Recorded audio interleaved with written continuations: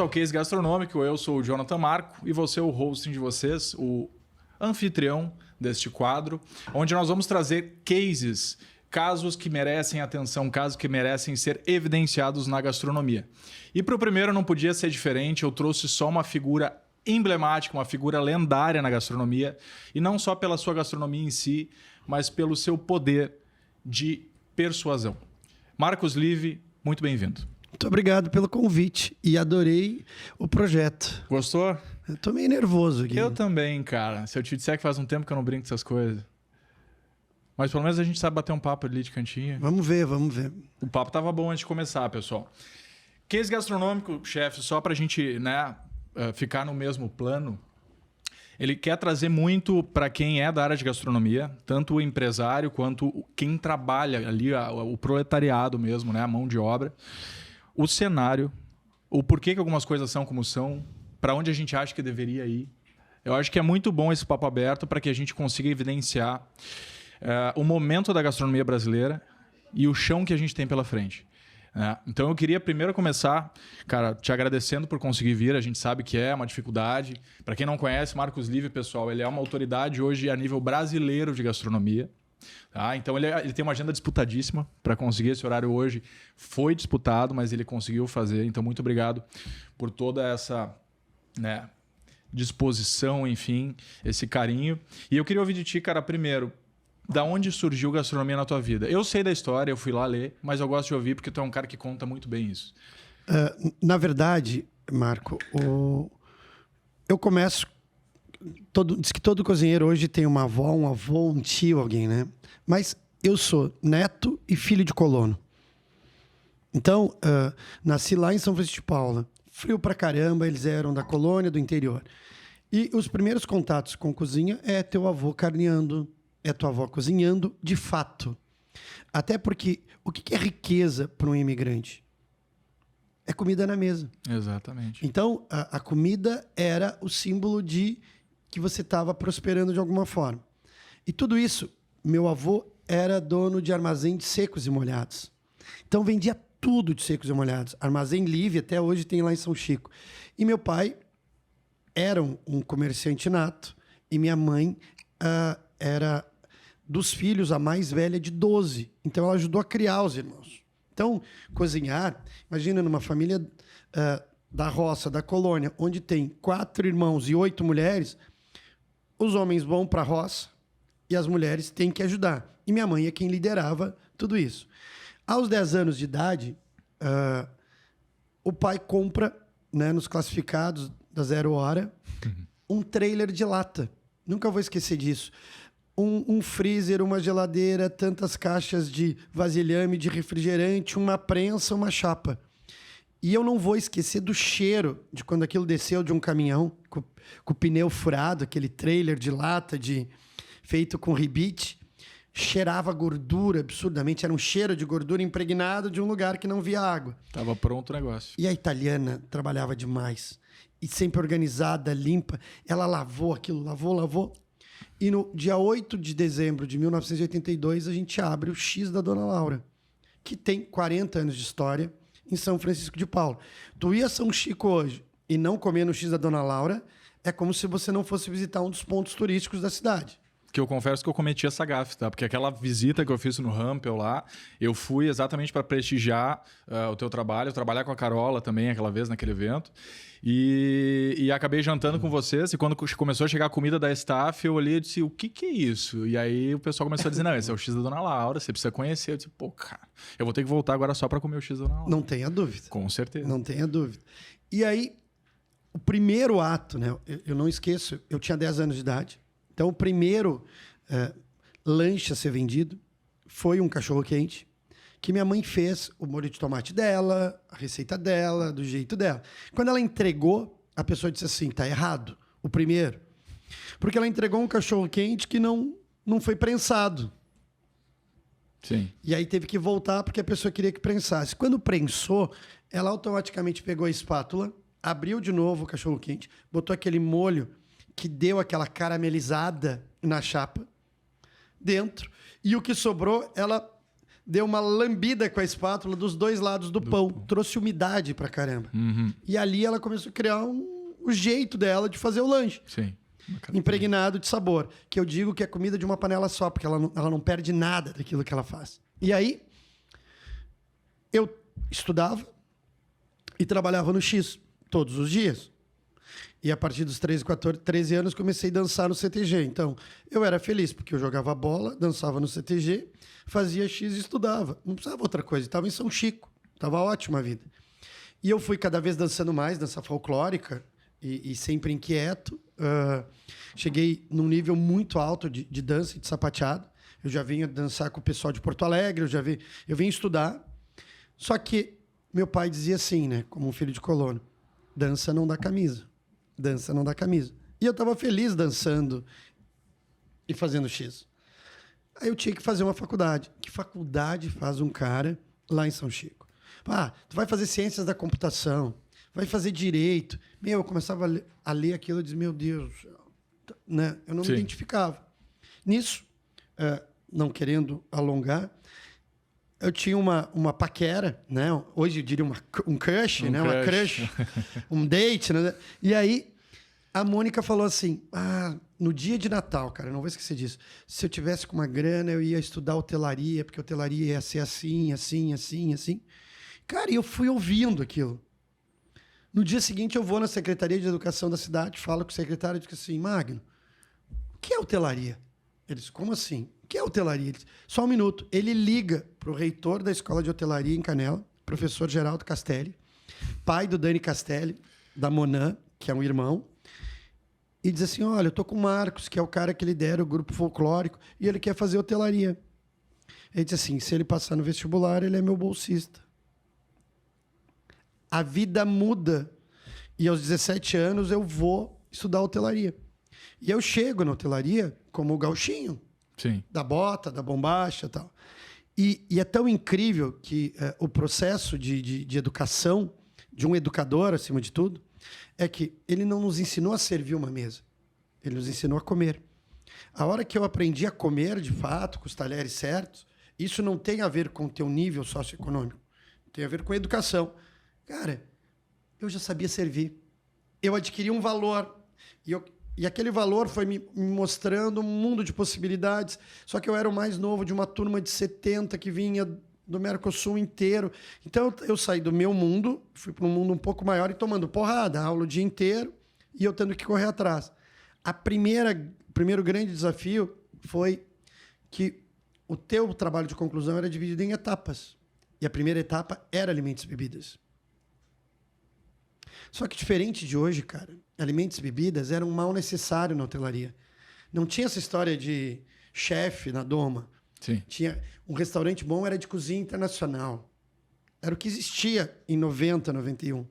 Com isso, eu me deparo com os meus colegas dizendo, vamos fazer um restaurante francês, um italiano, um espanhol, vamos fazer no alto da montanha, vamos fazer na beira-mar, na estação de esqui. Eu olhava tudo aquilo e disse, cara, eu sou de São Chico, eu não vi nada disso.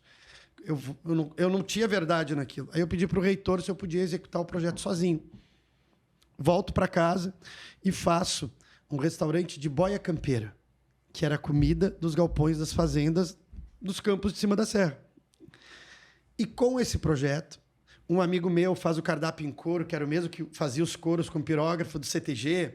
O outro desenha a planta. Eu levei as roupas de gaúcho para me apresentar no dia, enquanto explanava o projeto. Mas isso já da tua cabeça. Isso aí já surgiu. Da minha cabeça. Aí, cara, montei e dei sorte que no sábado à noite acho que foi a segunda recoluta da boia campeira no CTG. Um amigo meu filmou com aquele VHS, é isso? Cara, e eu levei a amostra daquelas comidas para apresentar na segunda-feira.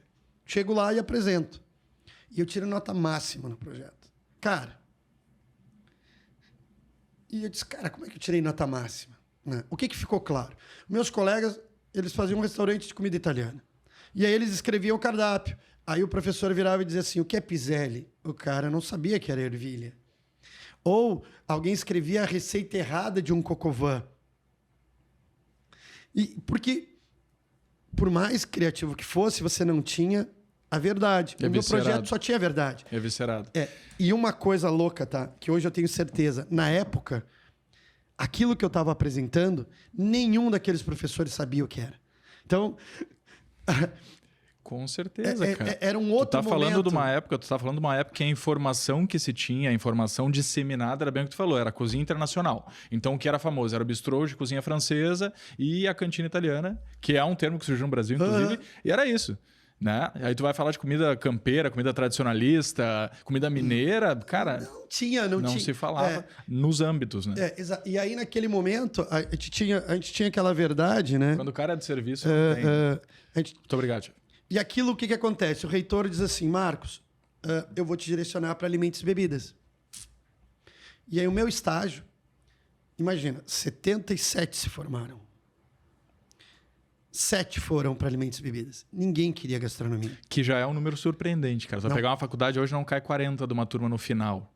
Tudo bem, mas 7 só foram para alimentos e bebidas. Os outros foram para todas as outras áreas da hotelaria. E aí, eu vou fazer meu estágio no Grupo Accor. E aí, eu fui para ficar 3 meses.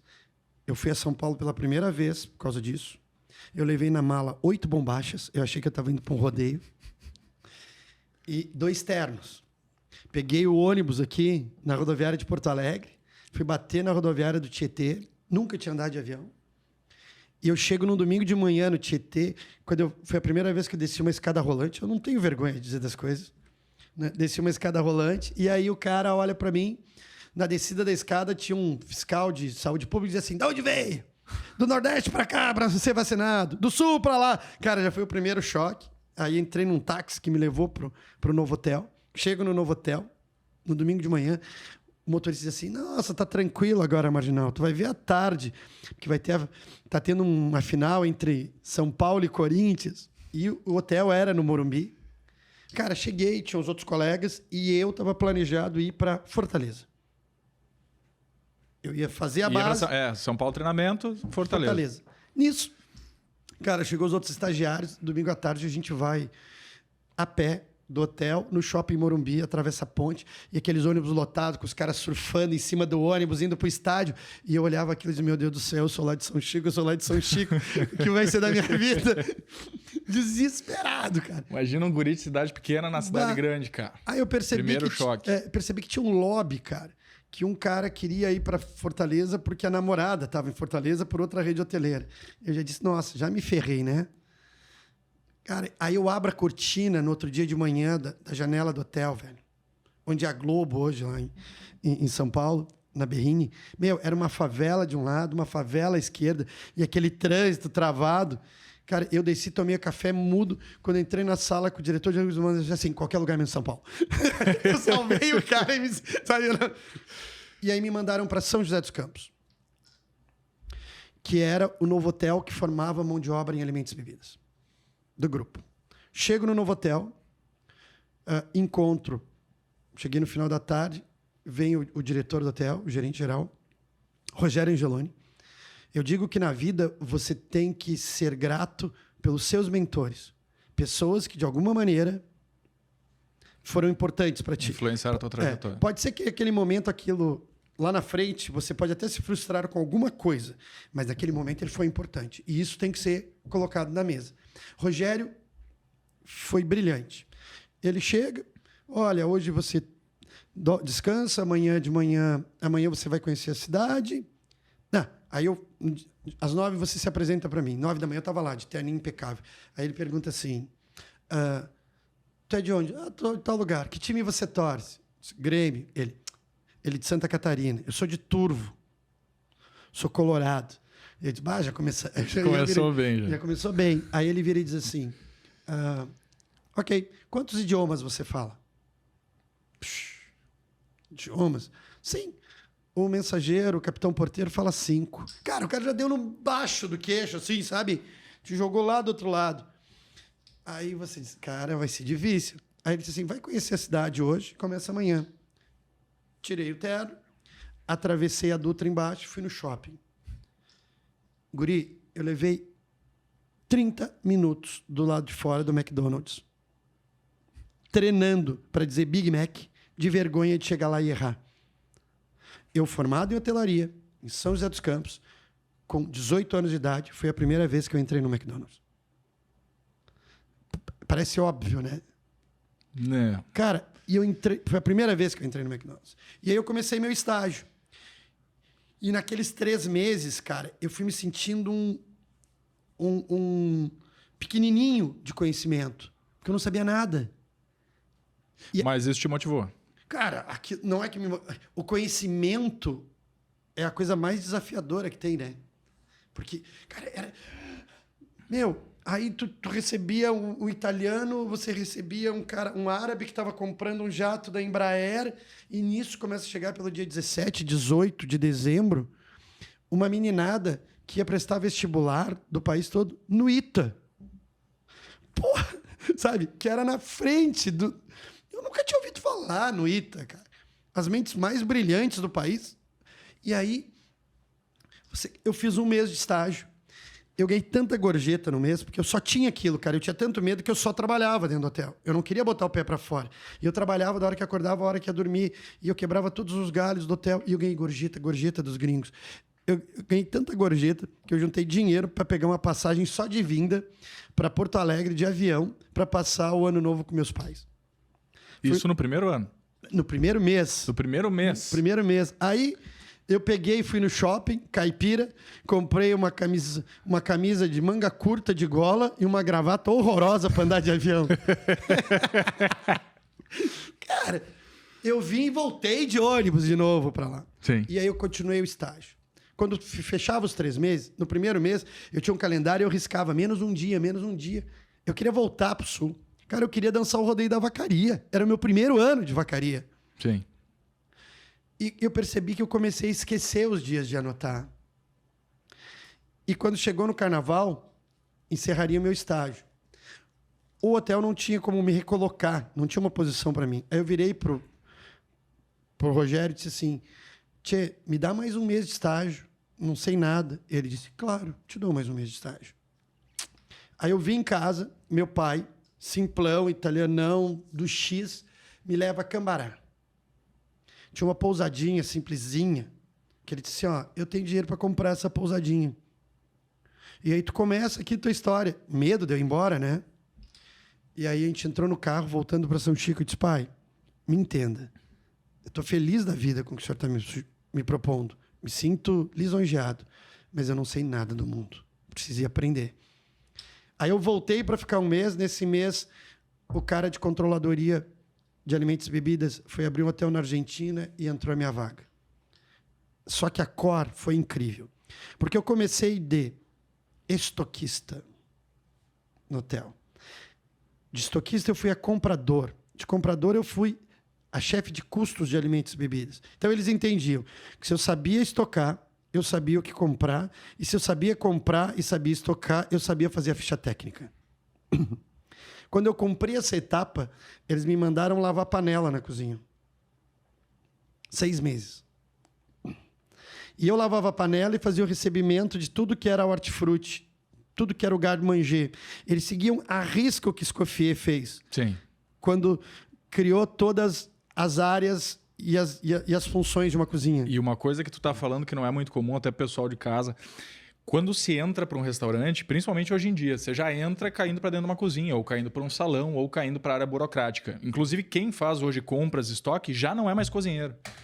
Então, tu contar isso, tu tá contando uma estruturação de carreira muito mais bem estruturada, muito mais alicerçada no backstage para depois tu ir para o front. É que tem uma coisa na gastronomia, como em outras áreas, que eu vou te resumir numa passagem, tá? Na cozinha, toda vez que você atalhar, que você pegar um atalho, lá na frente a conta chega. Cara, esses dias um cara me escreveu assim: pô, me dá o contato do Josimar Melo, que eu quero fazer um projeto com ele, não sei o quê. Aí eu fiquei pensando, claro. Só que sabe quantos anos levou para o Josimar Melo gravar comigo? Sabe quantos anos levou para o Josimar Melo me entrevistar? Chuta. Do início até... Do início. 10 anos, 12 anos. 30. 30? 30 anos. É uma construção, hein? É quase o que eu tenho de vida. Então, foi 30 anos. E aí, cara, e o cara quer encurtar o caminho, vai faltar repertório, sabe? Sim. Vai faltar repertório. E aí, a Cor fez isso. Compras, é importante isso, fez. Estoque, compras, custos. Aí eu fui lavar panela. Aí eu cuidava da parte das câmeras frias. Aí eu tinha um chefe chileno, cara, ele não me deixava chegar perto das panelas. Não, era hierarquia. Era tradição, é como tinha que ser. Quando ele saía da cozinha, que ele morava no hotel, os cozinheiros me deixavam chegar e eu trabalhava pau a pau com os cozinheiros. Cara, e eu lembro bem que teve uns 5 meses que eu lavava a panela, deu um pau no domingo, um adoeceu, um faltou, e quando viu o chefe, eu tava na linha com ele, soltando prato. Cozinhando. Cara, agora esse cara vai me puxar pro fogão. Quando terminou, ele olha e diz assim, mas as panelas estão todas sujas. Forma antiga de ensinar, né? Só que o que acontecia? Essa forma antiga não está errada em alguns processos. Não. Só que aí você chega no limite da cozinha. O cara me colocava às 7 da manhã, aí chega, isso era Hugo Sanches, um chileno. Aí chega o Romeu Marques, um outro gênio de chefe de cozinha, um cara da base do Senac de formação. Ele chegava às 7 da manhã e me dava uma planilha, uma prancheta e dizia assim, vai na câmara fria e monta o buffet de salada. Cara, eu bato uma câmara fria até hoje, rindo porque eu aprendi com aquele cara 30 anos atrás. E eu olhava para o que tinha de ingrediente, tinha que fazer o prato, a salada, a entrada. Com o tempo eu já comecei a ganhar tempo, eu já fazia as terrines, as balontines. Eu fiz tudo, cara. A gente fazia escultura em gelo, em manteiga, em abóbora. Eu vivi toda a transição da gastronomia. Aí eles me mandam pro salão. Comim de bar, garçom de bar, barman. Comim de salão, garçom de salão, chefe de fila, maître. Quando eu achei que estava pronto, me mandaram para eventos. Eu fiz tudo em eventos de novo. Aí você estava pronto para ser um cara de alimentos e bebidas. Então eu digo que foi minha segunda faculdade. Isso levou 3 anos. Cara, e foi 3 anos intensos de aprendizado, de festivais, de eventos, de tudo. Nisso, eu viro trainee da Rede Accor, aí tô num dos hotéis e o Rogério é transferido para São Paulo e depois para Paris, para ser o cara de gastronomia de Paris. Eu tô fazendo minha... Eu ia sair de férias, ele disse assim, tu vai sair de férias tal data? Sim, então, tô te esperando em Paris. Cara, tinha noção do que era. Aí eu vou para Leale, bairro número 1, aí eu faço França, faço Itália, faço Espanha, faço Portugal, faço Suíça, pela Accor. Detalhe, o mesmo guri que gelou na frente do McDonald's meia hora, como é que ele se vê agora saindo do país e através de uma coisa que tu cresceu dentro e que tu lembra lá daquele trailer cheirando a gordura. Cara, como é que isso vira na tua cabeça? Cara, assim? eu continuo sendo o guri do X. Isso sem dúvidas. Para quem te conhece... Eu continuo sendo o guri do X. Da mesma maneira que todo mundo dissemina e me dá conhecimento, eu dou. O meu respeito, por exemplo, por Alex Atala, é um dos mais monstros que tem por um item. Toda vez que Atala, todos os projetos que a gente fez junto, sempre ele me ensinou. Ele sempre, de alguma forma, naquele momento, ele dizia algo que te ensinava. Tanto que é o único chefe brasileiro que eu conheço que todos os chefes dele têm nome e sobrenome. Certo? Sim. Isso, para mim... Sim. Todos têm nome e sobrenome, todos têm vida própria, atividade própria e estão com ele. Isso para mim E os méritos de trabalho também, né? E os méritos de trabalho. Os méritos de trabalho. Mas eu estou dizendo assim, todos são grandes, todos são bons. Mas eu estou dizendo assim, é o único que tu vê que os caras têm nome e sobrenome. Eu aprendi com ele. Eu levo meus caras sempre. Sim. Né? Sim. O cara diz assim, eu quero ser teu voluntário nas churrascadas. Beleza, posso levar meu chefe, que é o cara que está comigo todo dia? Todo dia. Essa é a diferença. E da Accor, cara, quando eu volto pro Brasil, eu volto achando que eu era o cara, tá? Com 23 anos. Eu disse, eu sou um monstro. Né? Imagina. Que pega numa coisa do cozinheiro, barra chefe, barra chamado ego, né, chefe? Em algum momento. Não, eu tava achando que eu tava voando. Sim. E aí ia abrir um Softel em São Paulo. que era o máximo na rede. E eu fui para estudar produto. O que era um Fórmula 1, o que era um Ibis, o que era um Parthenon, o que era um Mercury, o que era um Novotel, o que era um Sofitel. Esse era o meu trabalho, certo? Em alimentos e bebidas. Sim. Volto. Semana seguinte tem um jantar, um almoço para a presidência e diretoria da Accor. E eu estava com todo o material que ia ser usado no Sofitel em um Novotel. Cara, e eu faço o almoço servindo igual um Sofitel. Os pratos chegavam nas mesas, cara, e a diretoria, a presidência olhava assim, cara. E eu disse, velho, destruí. Sou um cara. Sou um monstro. Dia seguinte, toca o telefone, Rolando Bonadona quer falar com você. Disse, claro. Marcos, tudo bem? Tudo bem. Eu queria falar do almoço de ontem. Claro, senhor Rolando. Nunca mais faça o que você fez ontem. Nunca mais faça o que você fez ontem. Você foi para a Europa para aprender sobre produto. Num Novotel, se comporte como um Novotel. Num Sofitel, como um Sofitel. Num Ibis, como um Ibis. Você não pode, num Novotel, fazer comida de Sofitel. Tenha um bom dia. Meu, foi uma porrada na cara. Eu estava indignado. Esse cara não reconheceu meu trabalho. Não, cara. O tempo me ensinou. E com o tempo, aquilo fez sentido. Aí, um headhunter me leva para uma seleção para ser o cara de alimentos e bebidas de uma casa de show. E eu queria trabalhar com grande volume. Quando eu falo que o caminho vai te ensinando, eu precisava do volume para me provar, me testar e aprender. E eu vou para uma casa de show. Nessa casa de show, eu começo a fazer evento para 100, 200, 500 mil. 2 mil, 3 mil, 4 mil, 5 mil, 10 mil, 15 mil, 20 mil. É. E aí, cara, diferente dos outros banqueteiros, ou dos outros bufês, ou dos outros chefes, eu não posso ter uma linha. Eu não posso ter minha assinatura. A assinatura é do evento. Mas eu vivi tudo na década de 90, quando estourou os sites, quando estourou as empresas.com. Era muito dinheiro no mercado. Então, as festas eram absurdas e elas eram temáticas. E eu trabalhei todo o tempo. E esse foi o meu diferencial. Eu me adaptava ao cliente. O cliente traz o evento dele e eu cozinhava de acordo com a proposta. E aquilo foi fazendo a mente ficar maluca, né? Então, você entra na linha de robô de uma GM e coloca vários opalas pretos cortados ao meio com comida, servindo na marmita para o alemão que está enlouquecido, fazendo um drink de screwdriver com uma chave de fenda, sabe? Porque a cabeça vai. Sim, Só que os cenógrafos,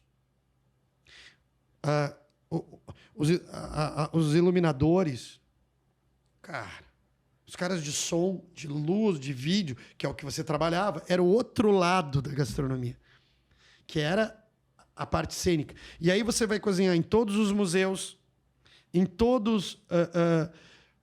a Pinacoteca, o MAN, todos, cara. Você começa... Fiz 500 anos do Brasil. A gente lançou uns 500 anos do Brasil, eu lancei coquetel em cascas, cara. Que era um negócio absurdo. A gente foi lá na base. E aquilo vinha.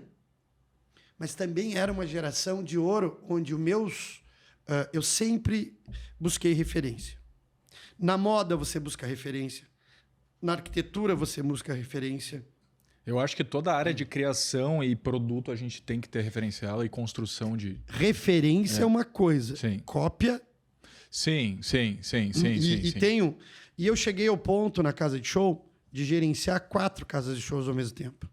80, 100 mil refeições num dezembro. E aí tu me perguntar, da Fórmula 1, a mostra do Rodando Brasil... Cara, e eu fazia... vai ter a mostra Rodando Brasil na Pinacoteca, então a gente vai cozinhar de quando o Rodando nasceu até quando ele morreu. Então eu entrei com carema aqui, terminei com Escoffier aqui, 100 mulheres vestidas de roupa de época, servindo, e a gente fazendo todas as fases de uma escultura. Então, você vai amarrando, né? Tu vê que tu tá me dizendo uma coisa, tu comentou isso lá no início, isso se repete, e isso tem muito a ver com o trabalho que a gente vê hoje que tu faz. Que basicamente é a tua visão, a tua percepção aguçada para as coisas ao redor. Lá atrás, num trabalho de faculdade, que tu teria direcionamentos fáceis ali, era só entrar num grupo, tu foi e disse, não, cara, eu vou fazer o que eu conheço, o que é uma verdade. E a partir disso, tu começa a tomar as tuas verdades, pegar uma base técnica bem desenvolvida e desenvolver um trabalho próprio. Tu sabe que isso é um diferencial, né, chefe? Na verdade, eu acho que eu sou um privilegiado. Não, isso Eu vou dizer que eu sou um privilegiado porque... Imagina o seguinte, eu fiquei 10 anos num grupo de casa de shows que só fez show brasileiro. Certo? E aí, tu aprende tudo Sim. sobre aquilo. Tudo sobre aquilo. E aí, de novo, a questão lá do aprendizado da core, de entender o que é produto, foi fundamental. Porque numa casa de show, quando eu trago o Rapa no auge, é um tipo de público bebendo um tipo de bebida. Quando eu trago na outra ponta João Gilberto, é outro público, outro comportamento. Cara, e aí, que foi o que eu fui moldando, que o cliente sentava, eu quero um jantar para 2.000 pessoas, me conta teu evento. O cara, oi? De onde eles vêm? O que vai acontecer antes? Faixa qual etária. o objetivo? Qual a faixa etária? Tarará, tarará, mulher, homem. Porque a comida, o serviço tinha que falar com aquele evento. Com certeza. E aquela escola foi incrível. E aí, na virada, aí chegou com 33 anos, cara, eu tava no ápice. Eu tinha poder absoluto, tocando quatro casas de shows. Eu tava no ápice, ganhando grana. E eu era o mesmo cara de São Chico que mandava o dinheiro todo pro meu pai. Eu não gastava dinheiro, Jamal. Sim. Eu não caí na balada, eu não comprei um carrão. Não. Sim. O dinheiro vinha pro velho, que era o colono, que disse assim, vem cá, agora que saiu de hotel, se você sair do teu emprego, se você perder o emprego na casa de show, você vai trabalhar onde? Em hotel. Casa de show só tem 4. Então, o que tu tá ganhando na casa de show hoje não é a realidade. Eu vou continuar te mandando a grana de como você estivesse trabalhando num hotel. Pra tua vida Caber naquilo ali. E aquilo me deu chance de, com meu pai, juntar a grana e começar a construir um hotel em São Chico. Que é... Mas antes, chega lá. Sim. Cara, isso é muito legal de ouvir, porque quando a gente fala hoje em dia em construção de carreira, e a gente vai chegar ali que é antecedendo o Masterchef e pós-Masterchef, vamos dizer assim. Porque eu vejo que isso deu uma viradinha na gastronomia, muito mais na glamorização do negócio. Não, eu não digo nem tanto na percepção do chefe, figura ilustre e tal, isso já vem de antes, revistas e tudo mais, mas em que momento tu acha importante daqui um pouco para uma pessoa que está começando, ela entender que ela precisa construir uma base sólida antes de voar grandes voos? Porque hoje em dia, o que eu mais vejo, cara, e eu falo até por mim, tá? Porque eu também me vi jovem, com ego inflado, voando dentro da minha capacidade e achando que eu estava por cima e tinha tanta mais coisa, e continuo tendo tanta coisa para aprender, que em que momento tu te via pronto para assumir grandes responsabilidades? Quanto tempo de carreira? Na verdade, eu acho que eu nunca pronto você tá. Não, você nunca tá pronto, mas assim, respaldado. Cara, eu me jogava. E aí eu buscava... Sim, tu assumiu os desafios. Os desafios. Mas, se hoje eu fosse coach, né, de alguém, eu buscaria... Se eu tivesse 20 anos hoje, né, e estivesse entrando, o que me deixa chateado é eu não dou estágio hoje. Eu dou emprego. Sim. O estagiário, ele vem, quer ficar 3 meses, 2 meses, ele diz que entendeu tudo. Sim. Entendi tudo e, né, vai pro próximo. E ainda depois vai reclamar que fez um estágio não remunerado e que era... Pô, velho, o cara vai botar no... Ele bota no currículo dele que trabalhou com o Alex Atala, né? Sim. Ele quer aquilo. Mas ele não entendeu quem era o cara. Sim. Ninguém entende em 3 meses. Mas na construção de carreira, tu tem que entender o seguinte, bom, onde eu vou ter o corte mais preciso? Vou estagiar ou vou trabalhar em restaurante japonês? E já vou aprender sobre frutos do mar. Onde eu vou entender sobre proteína animal? Cara, vai para um açougue. Vai na base. Vai na base. Quer fazer pão? Vai trabalhar em padaria. Sabe? E aí, parece loucura. Né? E aí você começa a trazer coisas que nunca mais vão sair do teu centro, né? Não quer dizer que tu vai ser o melhor padeiro ou o melhor confeiteiro. Porque um chefe, ele é um generalista.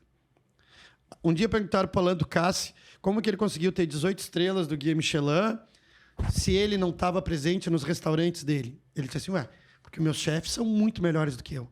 Então você está dizendo que eles cozinham melhor que você? Eu disse, Eu estou dizendo que todos os dias eles cozinham. Mas quem viaja o mundo sou eu.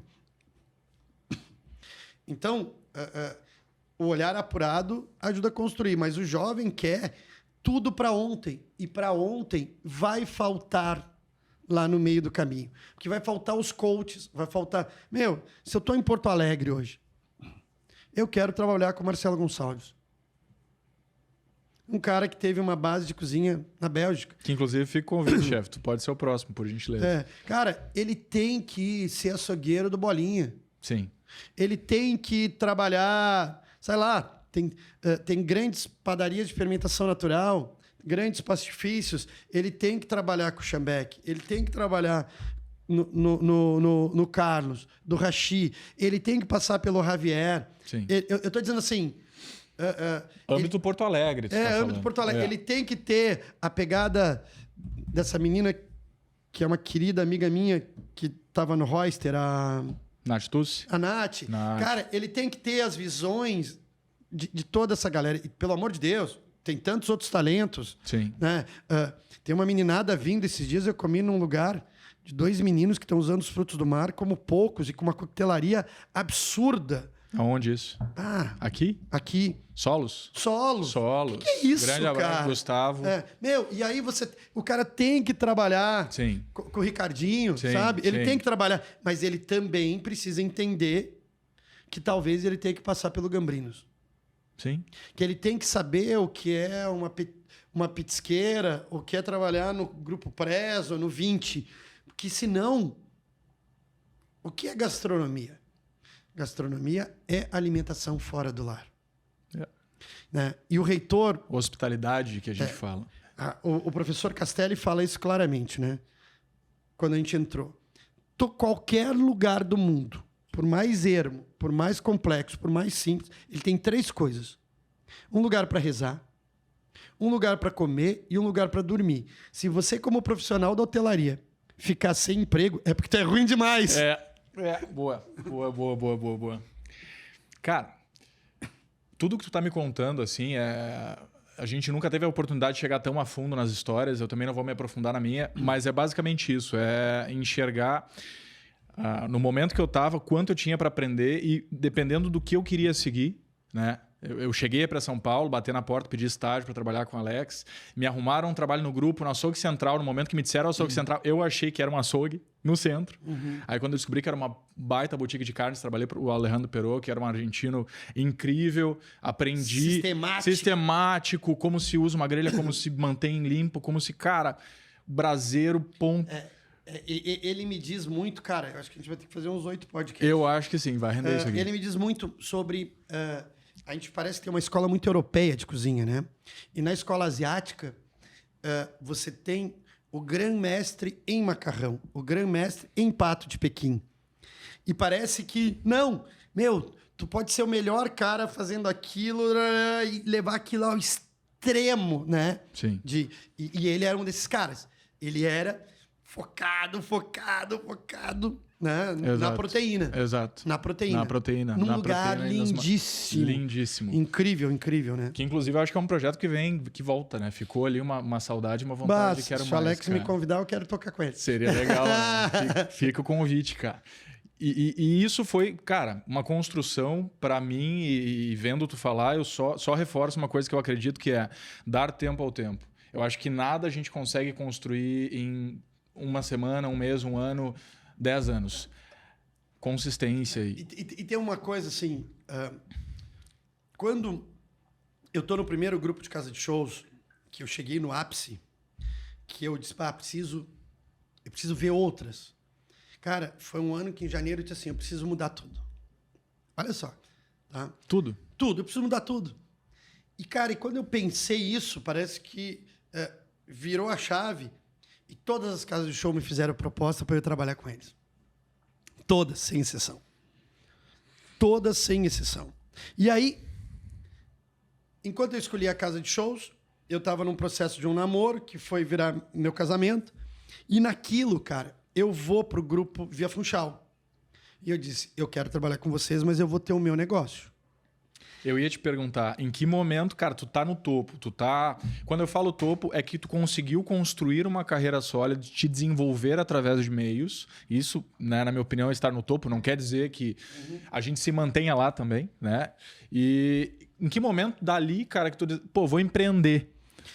Vou me tornar empreendedor. O empreendedor, eu já estava com o projeto do Hotel no Sul, com meu pai. A gente estava com o hotel em São Chico, que era o Village, que eu só levava o dinheiro e dava o conceito pela minha experiência de Accor, de hotelaria e formação, mas eu não operava. Sim. O meu dinheiro ia para lá. Quando eu caso e eu vou para a Via Funchal, antes de casar um pouquinho, era o sonho da Vera ter um negócio próprio. E aí, neste negócio próprio, a gente começa a empreender. E aí a gente começa com um botequinho, que ela ia tocando. Esse botequinho deu muito certo. Desse boteco, eu trabalhando na casa de show. Né? Imagina que eu brinco que eu estreiei na Via Funchal com Jorge Benson. Meu segundo show foi Bob Dylan e o terceiro B.B. King. Começou de leve, com uma pouca responsabilidade, porque isso também entra no que a gente estava conversando antes. Cozinhar em casa ou cozinhar num grupo de amigos para meia dúzia e fazer o teu show particular ali é uma coisa. Agora, botar a responsabilidade nas costas para um grande grupo, para grandes nomes... Quando você faz um banquete para 4.000 pessoas, 5 tempos, e bota 20 mil pratos, cara, é um exercício de logística absurdo que as pessoas não têm noção. Você usa 80 mil itens para fazer um banquete para 4.000 pessoas. 80 mil itens. Tá? Quando você diz, assim, para ser simplista, que o cara, que você dá todo o reciclável de lata para o catador de lixo e você dá R$5 por talher que ele acha no lixo, é porque você já apanhou pra caramba. Sim. Isso é quilometragem. Sim, sim. Isso é o teu repertório. Tu não é melhor que o outro. Não. Você só usa, né? E aí, quando eu começo a empreender com a Vera, a gente tem o primeiro boteco. E a gente vai aprendendo sobre boteco. E aí você não quer só ser um botequeiro, você quer ser bom naquilo. Aí vem o Boteco Boêmia, que foi um alavancador na época, que é o Comida de Boteco hoje.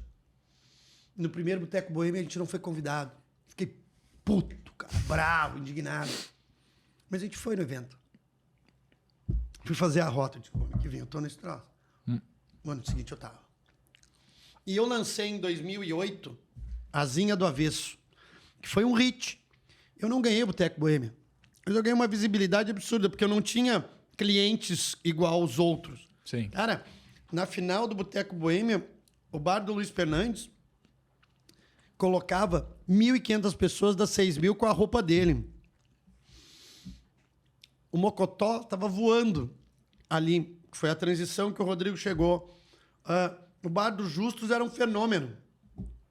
E eu só olhando. Fui aprendendo.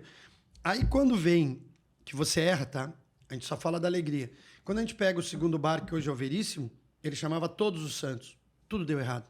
Ele era mais bem localizado, ele era mais bonito, ele era mais tudo e não entrava ninguém. Então, quem tem Todos os Santos, não tem nenhum. Então, e se eu falar só o Todos os Santos, dá um case. Sim. Quando eu viro para Veríssimo e que tiro sócio, aquelas coisas, eu já tive 15 sócios, tá? Mas isso dá outro podcast. Eu acho que a gente vai ter que criar tópicos. Aí, cara, quando eu viro Veríssimo, um cliente dizia assim, Marcos, você trabalha com cultura, você trabalha com entretenimento, você tem que associar isso no teu negócio. E era um marqueteiro. Arnaldo Brasil, um cara da Ford. Meu, aí tu começa a dizer, opa, quando o Veríssimo entra, o que eu trago? Eu trago a peça que às vezes as pessoas esquecem, porque boa comida, bom serviço, bom ambiente, em São Paulo, não quer dizer nada. Não quer dizer nada. Posso te dizer em qualquer lugar. Mas, Salvo as exceções que sim, tem escassez de mercado, mas muitos lugares é só mais um. E aí o que eu olhei e disse, pá, numa casa de show, a boca de cena é um gerador de conteúdo. Eu tenho que ser um gerador de conteúdo. E esse gerador de conteúdo, quando tu vai num bar, que é o bar do Luiz, no Rio de Janeiro, no centro, que tem 125 anos de história, a primeira chopeira Brahma, que não sei o quê. Tu entra no bar, já tá contando, você tá contando história para quem vai com você. Sim. E o Veríssimo trouxe isso. Ele trouxe história, trouxe música, trouxe futebol, trouxe arte, cartoon, ele trouxe tudo. E trouxe a generosidade. Porque ninguém foi tão generoso quanto o Luiz Fernando Veríssimo. Porque eu escrevi um e-mail para ele, cara, pedindo autorização para homenageá-lo. Sabe quanto tempo levou para retornar o e-mail? 2 horas. Fico muito feliz, fico lisonjeado de ser homenageado num bar em São Paulo. Você está autorizado. Sabe quando eu conheci o Luiz Fernando Veríssimo? No dia da inauguração, que ele veio com a banda tocar na inauguração do bar dele. Ele subindo.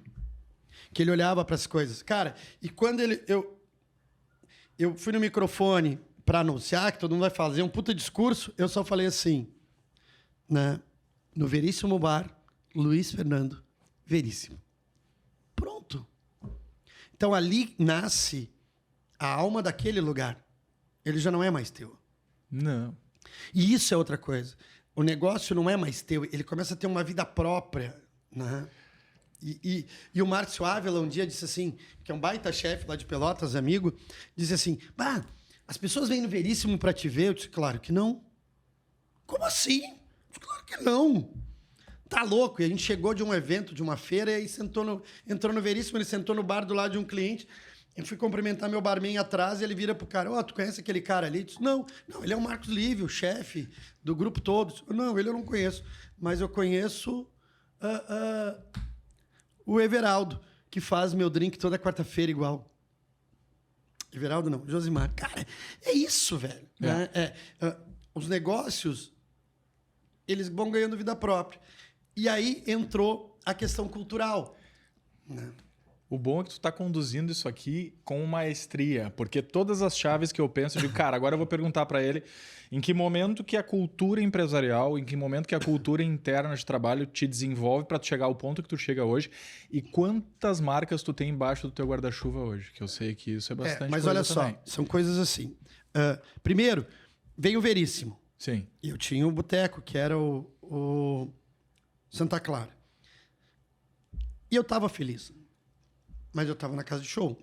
A casa de show, eu disse, tá na hora de eu ir embora, começar a cuidar da minha vida. E eu havia Funchal, eu não fui embora, ela fechou. Porque os donos venderam o imóvel, não era a paixão deles, era a paixão da mãe. E o melhor equipamento de shows de São Paulo, simplesmente fechou. Eu apaguei a luz, entreguei a chave para a incorporadora. É um baita aprendizado. Fiz muita gestão de crise. E aí, quando eu vou para os bares, eu digo, cara, eu vou matar a Vera, vou matar todo mundo, porque eu com 2 bares, minha energia... Sim. Eu disse, vou abrir um 3º bar. E eu tinha uma dúvida do cardápio. E eu, em 2010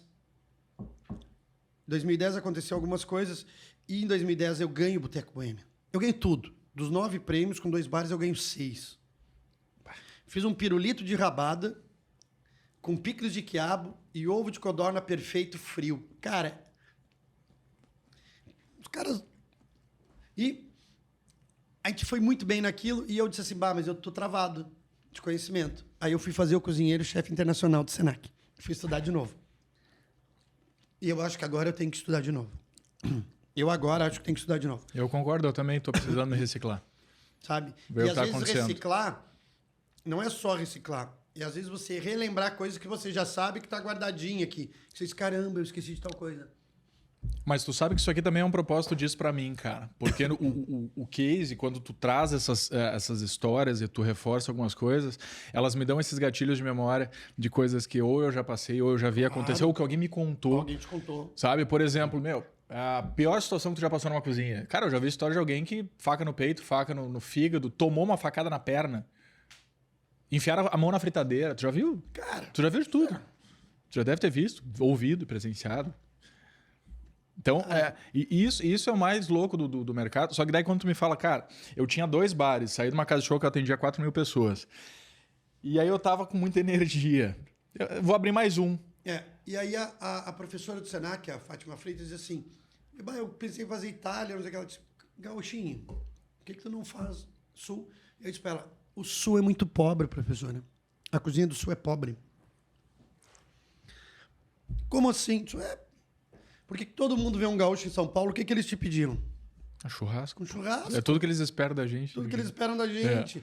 E aí eu disse, não vou fazer churrasco. Aí ela disse assim, pesquisa um pouco Faz o seguinte, pesquisa aí 2 horas, só o Paraná. 9 meses de pesquisa para inaugurar o Quintana. E o Quintana traz a cozinha do sul do Brasil para São Paulo. E aí é uma virada de chave absurda, porque eu falava pro Rodrigo Oliveira que eu queria fazer o Mocotó do Sul. E o Quintana não daria certo em Porto Alegre. Porque em Porto Alegre tu não sairia de casa para comer arroz de carreteiro. E não sairia de casa para comer espinhaço de ovelha. Porque daí a gente vai entrar num ponto que a gente conversou antes também. Memória afetiva. O melhor feijão de quem é? Deve ser o da Dona Laura, pô. O meu é da minha mãe. Cara, feijão vermelho. Tu acha mesmo que eu tenho coragem de fazer pudim para alguém? É sobre isso, cara. É exatamente sobre cara, isso. A gente tem que ter noção das coisas. É exatamente sobre cara, isso. tu vai fazer ambrosia, tua ambrosia pode ser incrível. Alguém vai dizer, mas a da minha avó... Entendeu? Obviamente, tu tá ali num buffet, tu precisa de recurso e tal, legal, mas tu não vai te arriscar. Guarda, depois me pergunta do primeiro a Ferro e Fogo no Sul. Aí, cara, eu abro o Quintana. O Quintana faz assim, ó. Ele abriu dia 20 de novembro de 2013. Ele vai fazer 10 anos agora. Cara, parabéns por isso, porque a gente vai entrar ali. E aí, o Quintana, meu, ele inaugura e no dia seguinte eu já estou em Porto Alegre, no Sebrae, dando uma palestra sobre cozinha do Sul. No dia seguinte, a inauguração. E aí começa o trabalho dos pequenos produtores e parece que o gaúcho e o catarinense e o paranaense estufaram o peito e eles me nutriam de informação, de tudo. Produto, barará, barará. Então, em 2014, eu andei mais ainda o Sul. E mais informação eu tinha. 2015, o Atala me convida para o projeto dos biomas e eu sou o curador do Bioma Pampa. 300 produtores. Cara, aquilo vai te jogando energia. Aí tu começa a ir para os eventos no Sul. E aí, eu levo... Eu já tinha... Imagina, eu comecei no Mesa ao Vivo e no Mesa Tendências como o melhor da cidade, o barzinho que mostrava o petisco. Sim. Em 2013, eu apresento o case sem inaugurar do Quintana.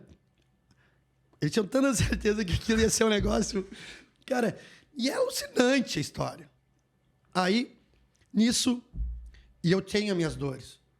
Por exemplo, eu não tinha cozinhado, eu não tinha feito uma receita ou sido entrevistado por Dias Lopes. Que, para mim, cara, é um poeta escrevendo sobre gastronomia. E o Quintana fez ele escrever. Sabe? Então, sim, cara, sim. Aí tu começa a dizer, pô, né?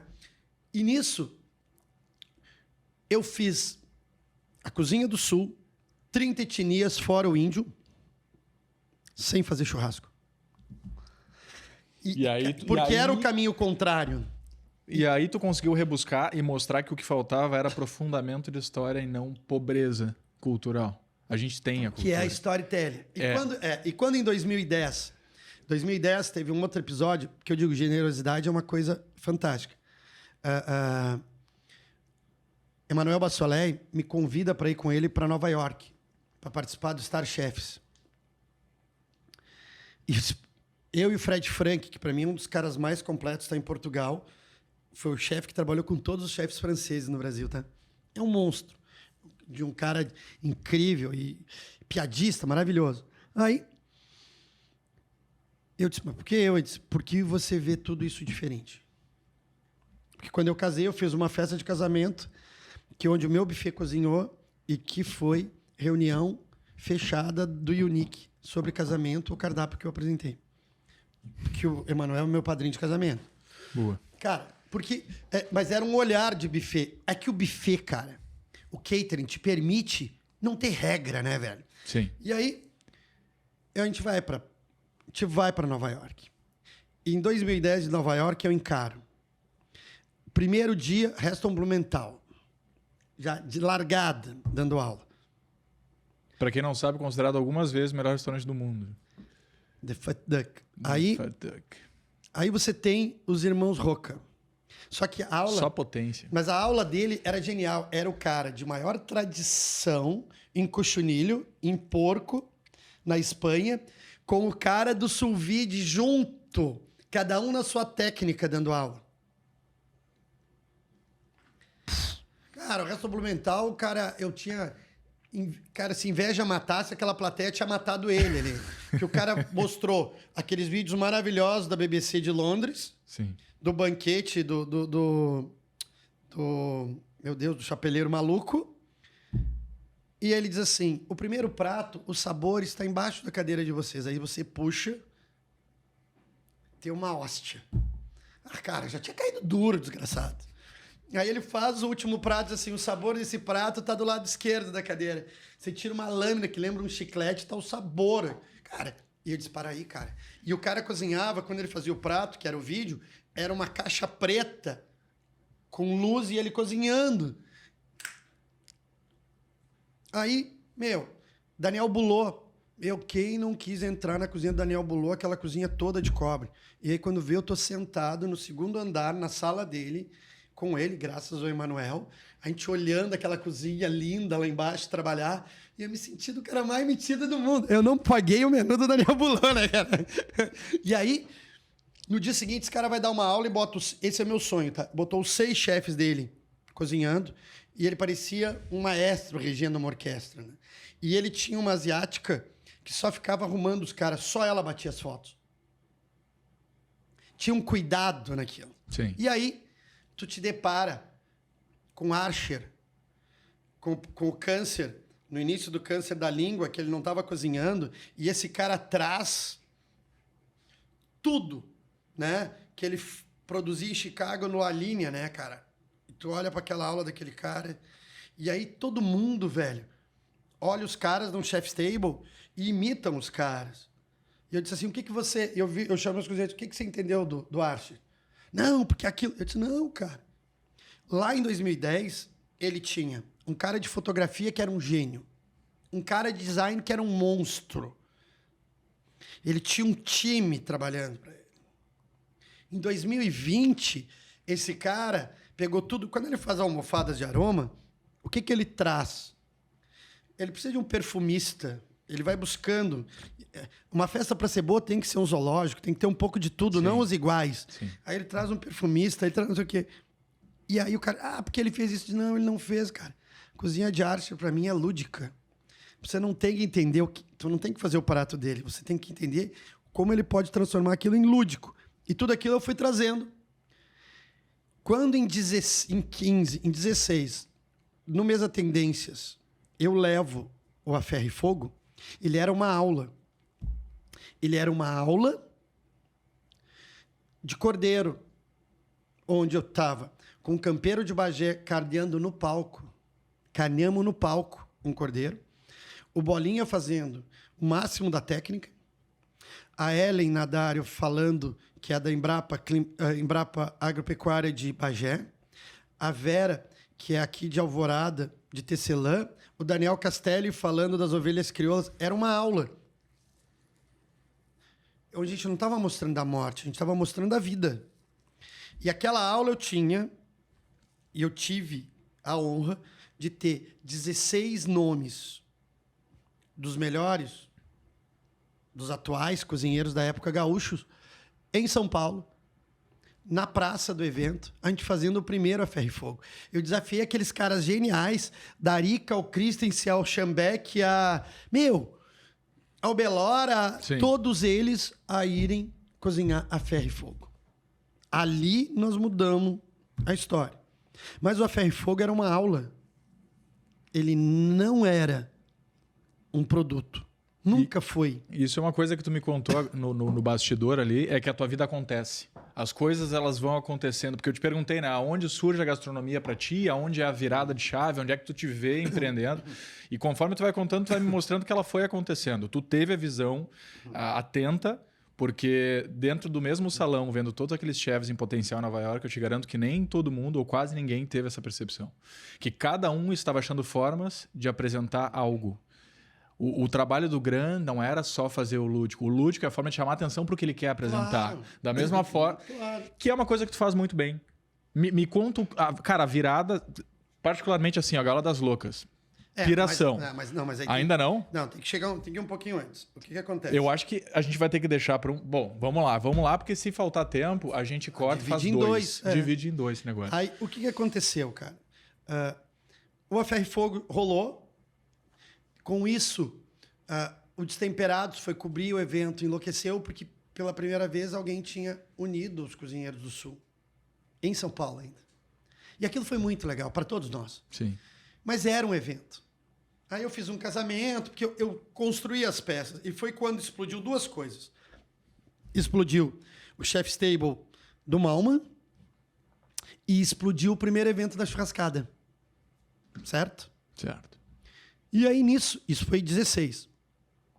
Cara, e eu fiquei na minha, porque eu tava abrindo a Napoli. Eu tava abrindo a primeira pizzaria napolitana em São Paulo que só funcionava no almoço. Junto com o Gil. Aproveitando a deixa, quantos... Não precisa ser preciso. Quantos negócios mais ou menos tu tem hoje embaixo do teu guarda-chuva? Porque eu quero chegar... E é outra pergunta que a gente ainda não respondeu. Eu sou mentor de 9 projetos diferentes. 9 projetos Mentor diferentes. de 9 projetos diferentes. Mentor. É como eu me vejo hoje. É negócio? Talvez de nenhum. Talvez de nenhum. Talvez eu volte a ter um só. Tu me respondeu a pergunta sem responder direto. Qual é a cultura que tu aplica? Qual é a cultura... Cara, a tua cultura, ela basicamente é dar acesso à cultura. Propósito. Hoje em dia, trabalhar só pelo salário é meio raso, certo? Ainda mais numa área que a gente sabe que a gente dedica muitas horas e, obviamente, nem todo o retorno é o esperado, principalmente no início. A gente consegue galgar carreira, consegue ganhar dinheiro na gastronomia. Mas no momento que tu tem muito mais, tu tem aprendizado, contato com gente, contato com perspectiva, eu acho que isso é o que nutre uma cultura. Mas como é que tu abandona um negócio? Abandona, entre aspas. Como é que tu consegue te ausentar de um negócio? Pô, tu me contou, tu abriu o Quintana e no outro dia tu tá dando aula no Senado. Cara, mas... Como é que isso funciona pra ti? Gente. Sim. Grandes pessoas ao longo da história. Mas gente tu nutre que vai... elas. Sim, mas gente que um dia também vai embora. Elas vão. Isso é natural da vida. Natural. Isso é natural da vida. Só que, cara, quando a gente vem com o Quintana, quando vem com a Ferro e Fogo, quando eu abro o Bioma Pampa, quando vem a Nápoles, quando no meio disso a gente abre o Brick, que é a padoca, né? E aí tu vai para um outro mundo que você tem que começar, que você trabalha 24 horas e que você faz pão, faz massa. Cara, tu tem que respirar. E as coisas vão tudo acontecendo, mas os times vão soltando. Só que aquilo que eu aprendi na Cor e na casa de show é, quando eu visto a camisa do Veríssimo, eu penso Veríssimo, eu penso Espanha. Quando eu visto a camisa do Quintana, eu só penso Sul. Quando eu visto o Brick, só padoca. Nápoles, só pizza. FF Burger, só hambúrguer. Sim. Eu desligo todos os outros chips. E se o cara diz assim, vamos fazer churrasco no Veríssimo. Não, isso é do Quintana. Então... Porque isso... comida no Novotel é só do Novotel. Do Novotel. Isso cara, e isso vai te direcionar. Aí, claro, tu vai aprendendo, vai indo, o tempo vai passando, as coisas vão mudando. Quando o hotel, que é muito bem no sul, meu pai diz assim, agora é teu, eu não quero mais, vou dividir as coisas com os filhos. Eu tinha um problema, porque o hotel era muito legal, era na entrada da cidade, mas não falava para onde a vida me levou. Sim. E se tu olhar o cara que aos 18 fez aquele trabalho de conclusão de boia campeira, quando ele vem com o Quintana, quase 30 anos depois, ele está fazendo quase a mesma coisa. Quase a mesma coisa. Né? Só que com uma bagagem técnica violenta, com uma experiência de... Tu pegou toda a expertise e dedicou para isso agora. E aí... Mas também não foi pensado. Não, vão dizer que você é... Não. Quando começou, aí vem o Rampel. Eu descobri que o Rampel estava à venda, eu queria vender o meu hotel e sem um puto no bolso, sem um pila no bolso, eu negocio e a gente faz uma troca. Eu te contei isso. Eu fiquei com o Rampel e os proprietários ficaram com o Village. Todo mundo saiu feliz. Eles queriam 1 metro quadrado, eu queria a natureza. Sim. E o Rampel, quando a gente começa a ativar o Rampel, eu não sabia o que fazer. E que bom que eu não tenho dinheiro pro Rampel. Senão eu só tinha feito porcaria, só tinha feito merda. Desculpa. Porque eu ia querer construir uma coisa, eu ia mudar o nome, cara. Tu ia querer construir uma coisa daqui um pouco para encher os olhos, sendo que o Rampel enche os olhos. Só que ele tem alma. Sim, mas só que eu não vivenciar o negócio. Uhum. O que o Rampel me trouxe? Me trouxe que a primeira coisa mais importante é natureza. Segunda coisa mais importante é storytelling. Sim. 124 anos de história. A terceira coisa depois é hospitalidade. A quarta é gastronomia. A quinta é vivenciar. Cara, a gastronomia foi lá pro final da fila. E lá no ramp eu encontro o lugar do A Ferro e Fogo. E quando eu faço a primeira A Ferro e Fogo, eu disse, eu não vou fazer. E quase me obrigaram no carnaval a fazer. Até o Márcio Ávila quase me obrigou a fazer. Eu disse, cara, não, isso não faz sentido, não. Porque vocês estão... Eu não vou fazer churrasco para gaúcho. Todo gaúcho tem um churrasco de estimação. É um tiro no pé e eu tô pendurando coisa. Eu tô defumando coisa. E aí eu comecei, quando eu levo pro Rampel, o A Ferro e Fogo, ele é um produto gastronômico do Rampel aos domingos. Todo domingo eu tô lá. Chuva, sol, madrugada, geada, eu tô lá. Só que aí todo ano eu fui lançando peças novas, estilos de assar novo. E todo mundo, os caras me copiando. E o cara vai lá e pendura carne, ou pendura vegetal, ou legume, sem saber. E desculpe, cara, não fiquem bravos comigo. Um assador não é um cozinheiro. E eu já disse isso pra ti. Sim. Mas E um eu cozinheiro concordo. é um assador. E eu concordo. Porque assar é uma técnica de cocção. Repertório. E aí, como é que você consegue fazer não sei o que, cara? Tem uma bagagem aqui atrás, tem uma vivência. E eu não tô... Tem um penso. Cara, e tu acha que eu não sou apaixonado pelo churrasco do meu pai, que ainda é colocado sal grosso antes, que fica lá... Que meu pai diz assim, Marcos, por que você faz tudo isso? Era melhor tu ter um espeto giratório. Ele, cara... E aí, aí acontece. Sabe que ano eu entro na churrascada? 2019. Cara... Mas sim. Sim, Tu vê, sim. nunca foi no primeiro. Não. Agora, não, quando não. eu... Foi uma construção. Só que o cara me chamou pra churrascada e era em Viamão. Ah, vocês me chamaram pra churrascada? Ah, vocês vão me dar aves. Ah, vocês vão me dar aves. Aí eu lanço o carrossel, né, cara? Que pra quem não conhece, procura primeiramente no Instagram, Marcos Live, pessoal. Quem não segue ainda segue, porque vale a pena. Esses teus trabalhos, e isso é uma coisa legal que tu falou agora, né? O assador não é cozinheiro, mas o cozinheiro pode ou é um assador. Todo o teu trabalho tem um penso gigantesco de engenharia, tempo, temperatura, distância do fogo. Cara, é um estudo bruto aquilo ali. Porque eu não faço peças para assar. Eu faço equipamentos de cocção. A minha cabeça não pensa numa churrasqueira. Pensa sempre numa cozinha profissional. Sim. Tu tenta replicar algum método. Tanto que tem uma coisa nova que vai sair aí que, cara, me deixa assim, feliz pra caramba. O que acontece?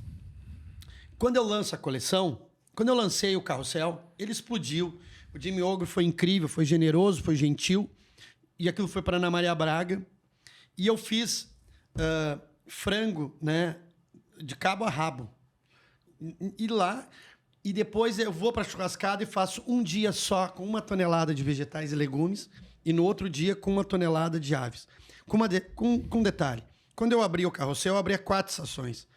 E cada vez que eu abria 4 estações, eu dava luz a 4 caras foda no Brasil.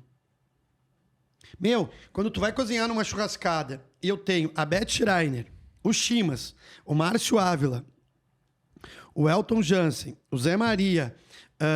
cara, eu tinha nomes, assim... Abração pro Zé Maria, inclusive. Cara, tinha nomes incríveis, assim, sabe? Tinha nomes incríveis comigo. Sim. Não é você sozinho, você não faz sozinho. Ninguém faz nada. Cara, sozinho. e tem uma deixa, assim, na churrascada, em 2019, teve uma hora que o nosso pão com ovo, né, que era ave de cabo-a-rabo, tava ganhando do cara da picanha, sabe?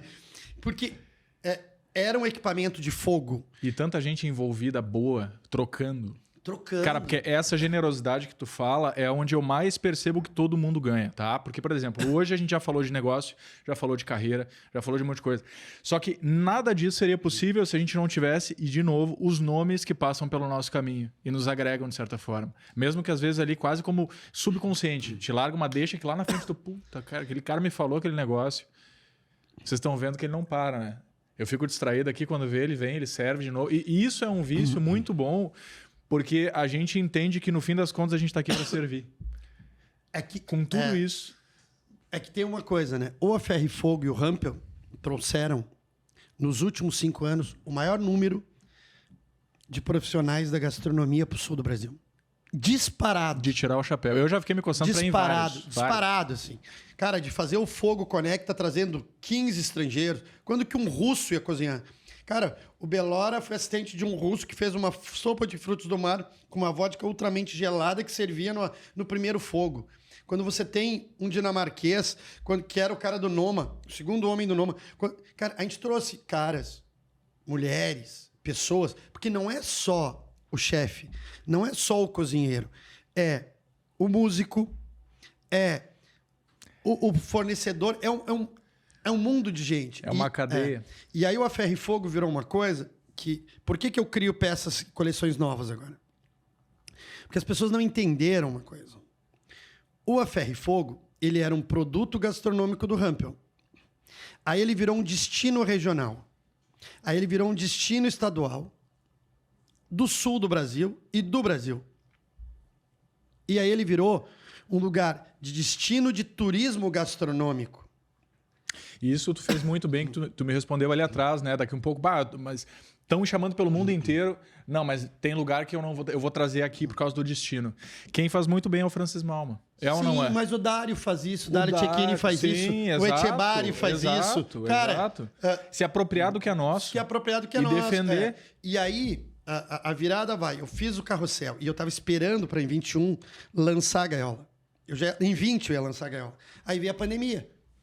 A pandemia me fez, no dia 9 de março, um dia depois do Dia da Mulher, no dia 9 de março, eu tinha um número gigantesco de eventos, o Rampel voando, o A Ferro e Fogo voando e as casas de São Paulo voando.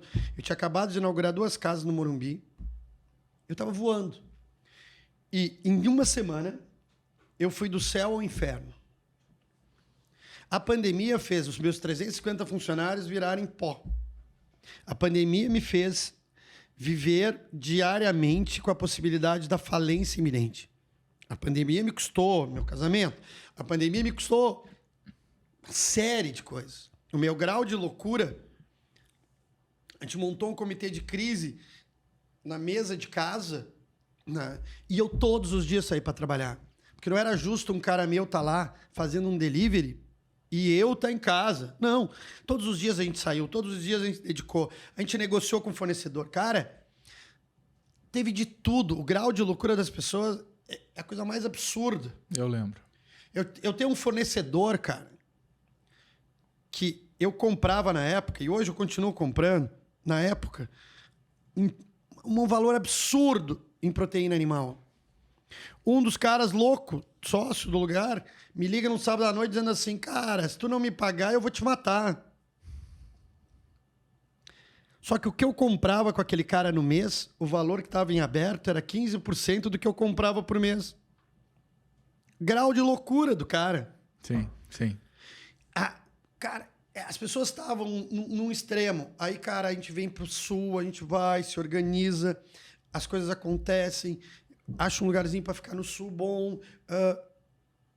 E no meio do caos, o Rampel fechado. Cara, eu fiquei 5 meses sem vir ao Rampel. O Rampel estava fechado. Em São Paulo, todo dia a gente mudava a decisão. E aí, tu fazia delivery, não porque delivery dava dinheiro, era para manter a marca viva. Exato. E manter as pessoas com a cabeça ocupada. Aí tu perde colaborador não pelo vírus. Porque ele bebe demais, porque ele só tá bebendo e aí ele bate o carro. Porque ele é assassinado na comunidade. Porque ele tem uma parada cardíaca com 24 anos, uma menina linda. Cara, eu tive perdas. Entra em depressão profunda. A gente teve muitas situações. Tudo isso. Cara, e os caras dizem, porque agora todo mundo esquece a pandemia, né? Sim. Só que a conta da pandemia, a gente está entrando no 2º ano dela. A gente tem 5 para pagar o custo dessa Exato, exato. Desculpa o termo. Não, exato. Então, e as pessoas esquecem. A gente tem uma velocidade de esquecer o ruim, né? Sim. Mas ele tá lá. Mas no meio da pandemia, cara, no meio da pandemia eu inventei marca, subtroço do outro cara. Todo dia era um caos para tentar sobreviver. E no meio da pandemia, a gente chamava de CGC, Companhia de Gastronomia e Cultura, era o nome do grupo. No meio da pandemia, eu disse assim, agora eu vou fazer a virada.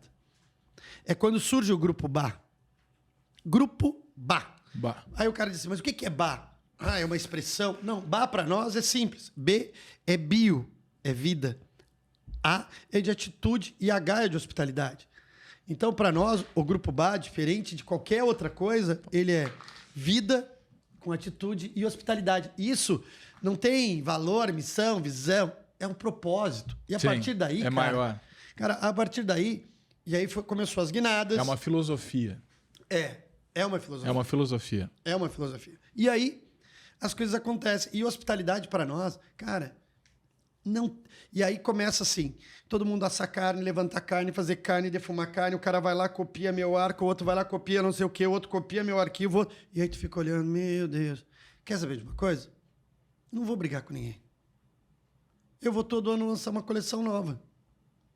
Quando a gente lança a Gaiola das Loucas, cara, que parou a churrascada no sentido positivo e que o maior campeão dos Estados Unidos... Por que você fez isso? Simples. Porque eu queria que o fogo flutuasse. Por que a gente tem que assar para o chão? Aí o cara olha para você e diz... Ele diz, crazy. Não é uma questão de loucura, é o que eu imaginei. E quando você pendura aquelas 30 gaiolas, aquele 30 cestos, aquilo viram... E aí você começa a entender... Porque tem técnica naquilo. Eu ia dizer agora, aí fora toda a cena crazy que tu criou, tu entrega comida de qualidade. Mas tem técnica. Então, e a gente criou a Vida é Osso, né? Porque você traz o equipamento de fogo e traz a Vida é Osso. E a gente cozinhou tudo com osso. Sim. E isso tem uma pegada, mas tem um respeito, tá? Com o tempo, quando a gente instala, porque a gente faz a coleção que nem moda. Por que a gastronomia, eu acho que deve... Porque a gastronomia está sempre procurando o novo, né? Beleza. Mas qual o próximo passo? Qual geração de 20, 30 anos de idade que comeu coquetel de camarão? Não. Ah, não, porque isso é cafona. Cara, mas a moda vai lá e traz de volta. O veludo traz não sei o quê. E, porque aquela geração não... Cara, a moda é tão foda que trouxe de volta a pochete, cara. Meu, e nós não. E nós estamos procurando novo. Chefe estrelado fazendo catipepe na brasa. Por que não? É um clássico diferente, relendo, apresentando. E quem disse que os primeiros o cara tinha gás ou indução? Porra, ele tinha uma fonte de calor. É isso. E aí quando a gaiola vem, que a gente começa a perceber que o assado fica mais úmido, que reduz 50% o consumo de lenha e carvão, então assim, tem alguma coisa errada. Estão derrubando a árvore do rampo, né? Porque não está comprando lenha. Sim. Não. Cara, o fogo de chão é incrível. Mas no fogo de chão, 50% da energia do calor gerado vai para o solo, não vai para o alimento. Troca térmica. Aí o cara olha assim... vem aqui. Né? Aí o calor está aqui suspenso, o ar circula, ele redistribui, o ar quente sobe, o ar frio desce, pum. Cara, é tão... Né? E aí tu constrói um cenário. Aí quando eu viro pro cara e digo assim, você tá assando errado, por quê? Eu nunca vi um índio fazer um moquém no sol. Eu nunca vi um cara fazer um salmão nórdico a 40 graus de temperatura lá em cima. As pessoas esquecem que aquela técnica tem que falar também com a origem de onde aquilo acontece. Do contexto do bioma. Quando você pega o Malman fazendo aquele cordeiro patagônico, neve em volta, aquele calor, é óbvio que aquilo vai ficar fantástico. Tem uma umidade. Tem umidade naquilo. Tem uma preservação. Cara. Clima, temperatura. Aí, o cara bota um peixe, 50 graus, batendo sol, com chama aqui. É sério mesmo que aquele nórdico fazia aquilo no sol? Não! A gente usa a técnica no lugar errado. Sim. Então você diz, peraí, essa técnica tem que conversar com isso tem que conversar com aquilo. Quando a gente faz a gaiola, a gente aprende. Quando, no meio de tudo, todo o meu divórcio, que eu freio o meu crescimento das minhas casas e dos meus projetos, veio o Vista. E o cara queria fazer o Vista, que eu fosse fazer o quê? Fogo de chão. Tarará. E eu disse, cara, eu não vou fazer. O A Ferro e Fogo é um só. Porque cada projeto é um projeto. Cada projeto é único. É. O projeto tem que ser único. Porque se o cara quer comer churrasco, tem lugares muito melhores do que eu de domingo. Agora, se o cara quer passar um domingo feliz, eu te garanto que talvez eu tenha um dos melhores. Não o melhor. É uma imersão. O cara ele vai com a família, ele vai com o cachorro, com o filho pequeno, ele vai chegar, ele vai ter os petiscos, ele vai comer no tempo dele, ele vai na cachoeira, ele vai na trilha, ele vai deitar no chão, ele vai dormir no pelego. e ele pode até comer carne. Exato. Então, você constrói uma cena. Malman é incrível, né? Mas ninguém pode esquecer que o irmão dele é um diretor de cinema porrada. Ninguém é por acaso. Tem gente junto com você construindo. E quando a gente começa... Quando a Gaiola das Loucas aconteceu... O tempo vai voando. Não, o tempo Quando tá a voando, Gaiola mas das Loucas... A produção vai levantar a mão aí. Quando a Gaiola das Loucas aconteceu, o Tuff, o americano, o campeão da história, ficou apaixonado ano passado. Disse, eu quero ir cozinhar contigo. Disse, oi? Os australianos do Meatstock, a gente tem que ir pro Rampel. Eu disse, oi? O Meatstock, o ano passado, teve no Rampel com o Bolinha. O Bolinha precisava de um lugar, eu emprestei, mas eu não fiquei lá. Sim. É o momento do Bolinha, tem que respeitar um cara que é super importante. Aí, beleza. E aí todo mundo falando ao redor do fogo, falando de churrasco, de assado, e eu digo assim, a Ferro e Fogo não é sobre churrasco. É sobre pessoas ao redor do fogo. Pessoas ao redor do fogo. Pessoas ao redor do fogo. Marcos, mas o que você defende? Eu defendo o fogo. Mas eu defendo o fogo. Eu não defendo a proteína e eu não defendo a técnica. Quem me ensinou isso foi a Ricoser, o gênio que criou a Fogo de Chão, da Maremonte, do NB, de todos. Para mim, o maior é um gaúcho. A gente tem a honra de ter o maior pensador, o cara mais ativo da gastronomia desse país e talvez do mundo, um dos maiores do mundo, é o Ricoser. Um dia eu pergunto para ele assim, Ari, o que você está achando de todas essas formas e técnicas que estão chegando aqui, de assar e de cozinhar, de não sei o quê? Ele disse assim, Marcos, não me importa a forma que as pessoas vão assar ou cozinhar. Importante que elas continuem comendo carne. Né? Ou que ainda que continuem comendo proveniente do fogo, proveniente... Mas por isso que eu defendo o fogo. Entendeu? É a união. Cara, e isso é uma coisa que tu levanta. Só para vocês terem uma ideia, assim, eu conheço pouco, Marcos. Conhecia pouco, hoje eu acho que eu conheço um pouco mais. De uma grande generosidade de ter a oportunidade de ter trabalhado com ele na fronteira, num binacional, e que inclusive tu organizou sensacionalmente, um evento gigante para 2.000 pessoas. Foram loucura. 2 edições. Foram 2 edições. E aí eu venho a revê-lo no Rampel, eu sento na mesa com ele por meia hora, 1 hora de jantar, com uma generosidade imensa. Ele fala de gastronomia com esse tom que leva quase pro poético. Eu acho que isso... E sabe por que isso é legal, cara? Porque faz pensar. Porque eu acho que, assim, comida é subsistência. Comida a gente come em casa. Comida... A gente sobrevive a partir disso. A gente não precisaria sair para comer. Cara, a gente tem um ativo... Porto Alegre quer ser capital mundial do churrasco, né? Sim. Acho genial a ideia. Só que gastronomia, ela não pode ser exclusiva.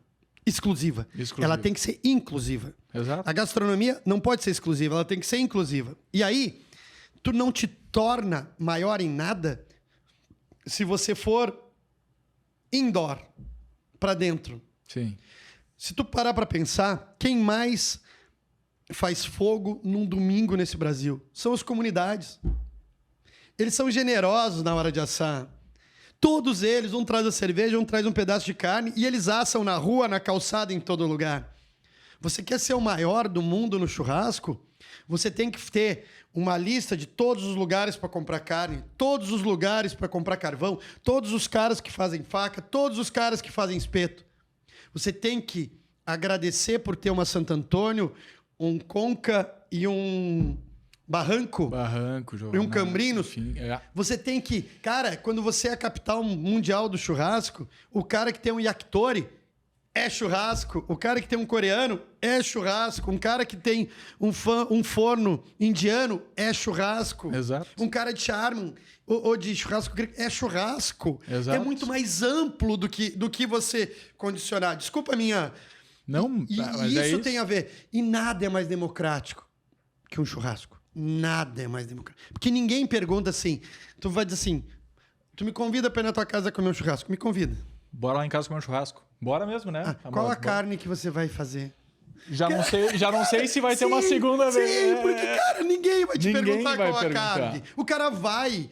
É um evento, é um motivo para estar junto. Exato. Quando o Ferran Adrià disse que a mesa da cozinha é a maior rede social do mundo, continua sendo. Exato. Não, mas aí... Né? E o cara me parou. Teve um cara que... Eu tava com o Tuff, dando as aulas que a gente deu, lá no Rampel, né? Porque os caras ficaram 3 dias numa imersão comigo que eu não acreditei. E aí chegou um cara de BBQ que foi lá só para levar um negócio e disse assim, Marcos, olha, tem um cara lá na região tal que tá fazendo BBQ que eu tô fazendo, mas ele tá fazendo errado. Aí eu viro pro cara e digo assim, o cara tá lotado? Tá. Eu disse, o que é certo e errado? E o cara, como assim? Ué, o que é certo e errado? Ah, Marcos, o que você quer dizer com isso? Cara, se ele tá lotado, a comida é boa. E para mim hoje existe comida boa e comida ruim. Meu, e aí vem os discursos, estamos ensinando as pessoas a comer churrasco. Ninguém ensina ninguém, cara. Vamos parar de ser pretensioso, velho. Eu quero aprender todo dia. O cara, quando chega no Ferro e Fogo, eu digo a ele assim, bem-vindo. A gente tem uma única regra, não ter regras. Tu quer a tua carne bem passada, ela vai ser bem passada. Tu quer a tua carne com sal antes, ela vai estar com sal antes. Quer com sal depois, tá com sal depois. Eu não vou brigar com memória afetiva, eu não vou brigar com valor, nada. Não tem certo e errado. Porque senão, a gente vai ter que pegar um coreano e dizer assim, ô coreano, põe sal na tua comida. Errado. Exato. Que não tem sal, Exato. e tem a pimenta e você ama. Cara, e quando você cultua o fogo, não importa de onde ele vem, todo dia eu aprendo. Quando eu tenho uma pizza napolitana, cara, a técnica de fornear, ela foi refletir aonde? O cara queria que eu montasse um projeto na Praia Grande, que é o Vista, que é o presente do ano. E o cara queria fogo, assado, cordeiro. Eu disse, eu não vou fazer. É lá no Rampel, é no Ferro e Fogo. Aí eu cheguei no lugar, olhei, cara, 500 metros de altitude, os canyons na frente, uma vista maravilhosa, as nuvens, os balões subindo, aqui em cima, os campos de cima da serra. Eu disse, bom, vamos lá. Aí eu anotei assim, altitude. Aí tu busca referência. Vai lá no Peru, Virgílio, no Central, menu de altitude. Estudo absurdo. Mais uma vez, pessoas por trás, a irmã é bióloga, tem um instituto ali. Cara, aí, pô, tu para, opa, olhou, tá bom, vou chamar isso aqui de cozinha de altitude. Aí tu continua olhando, vai de novo, aquelas nuvens estão passando lá na frente. Primeira coisa que eu desenhei foi o café, que é o café das nuvens, né? Uhum. Aqui, o primeiro que eu servi o cliente, como é que é? Quando você armazena as informações na nuvem? iCloud? iCloud. iCloud. Aí o cara já apelidou de iCloud. Só pra nuvem. Foi a primeira coisa que eu vi. Eu vi as nuvens e eu vi aqui. Eu vou botar o algodão doce aqui, vou botar a xícara aqui. Cara, tá bom. E eu disse, pai, qual que vai ser o elemento de cocção do Vista? O ar. É o ar. Então, a gente começou com alguns fornos. Não tem a parrilla. Fornos. E eu posso, se tudo der certo, eu vou ter um restaurante com fornos no mundo, porque é ar. O ar pode estar dentro, pode estar fora, pode estar no invólucro.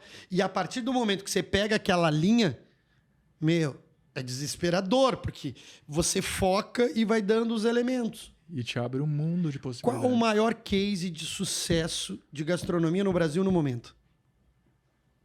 Me conta. Me diz. Pra você. Pra mim, chefe. Cara, Manu Bufara tá fazendo um baita trabalho. Acho incrível. Tô tentando chegar, tô tentando Qual lembrar de todos case? os nomes. Pra você de casa aí, comenta depois, pelo amor de Deus, qual é o maior case? Qual é o maior case? Casa do Porco. A Casa do Porco. Sabe por quê? A Casa do Porco. Primeiro que as filas são E eu sou intermináveis, ok? Sim. Segundo, ele é o quê? O que ele é? Monoproduto. Sim. Por que ele é monoproduto? Porco. Não, isso sim, mas... Agora eu te pergunto. Para aí. Vamos de novo. Bora. Porco, não é? Sim. Qual a técnica? Porco. Qual é a técnica? Criar o próprio porco. Que mais? Tudo relacionado daquele universo. tudo. Ele é mono. Tudo. Tudo que tu for construir a partir dali é mono. Cara, é incrível. É genial, porque ele não se prende a nada. E sabe o que eu sou? Com a Ferro e Fogo? Monoproduto. Porque o meu produto é... Pessoas ao redor do fogo. Fogo. Fogo. Cara, e aí? Se daqui 10 anos a gente tiver mudar o foco da proteína, que a população só aumenta, tem que alimentar o mundo, eu vou estar lá. Porque eu não vou me deter à técnica de ter que assar o costelão, e eu respeito. Tradição e inovação estão juntas. Sim.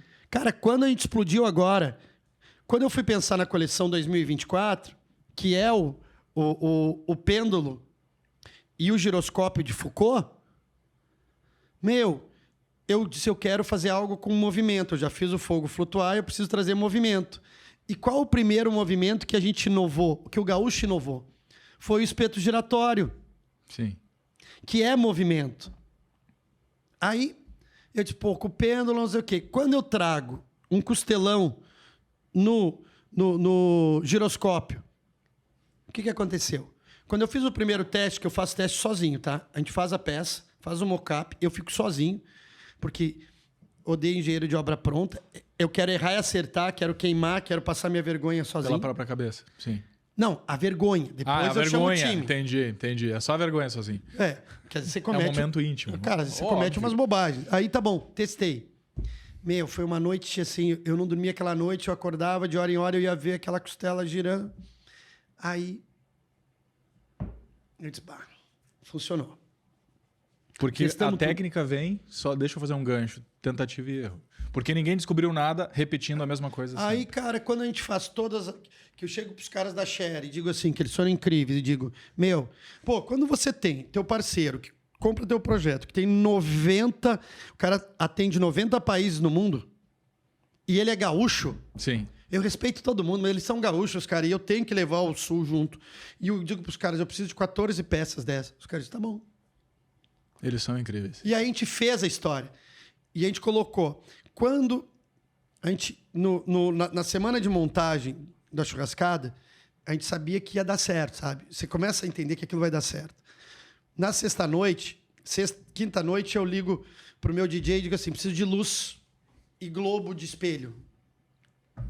E ele, por quê? Se tudo der errado, vira uma rave. Cara, e eu falei pros caras da Share, nós vamos ter 2 momentos, o dia e a noite. De dia, cara, ninguém entendia que a porra daqueles globo de espelho lá em cima, né? Sim. Mas ali, cara, paradinho. Cara, quando anoiteceu, eu mudei o time de fogo e entrou luz, cara. E move... Era outra história. Só que o que acontece? Nós juntamos 2 coisas que são fundamentais. A gente juntou técnica, tradição, ancestralidade e inovação. Mas por quê?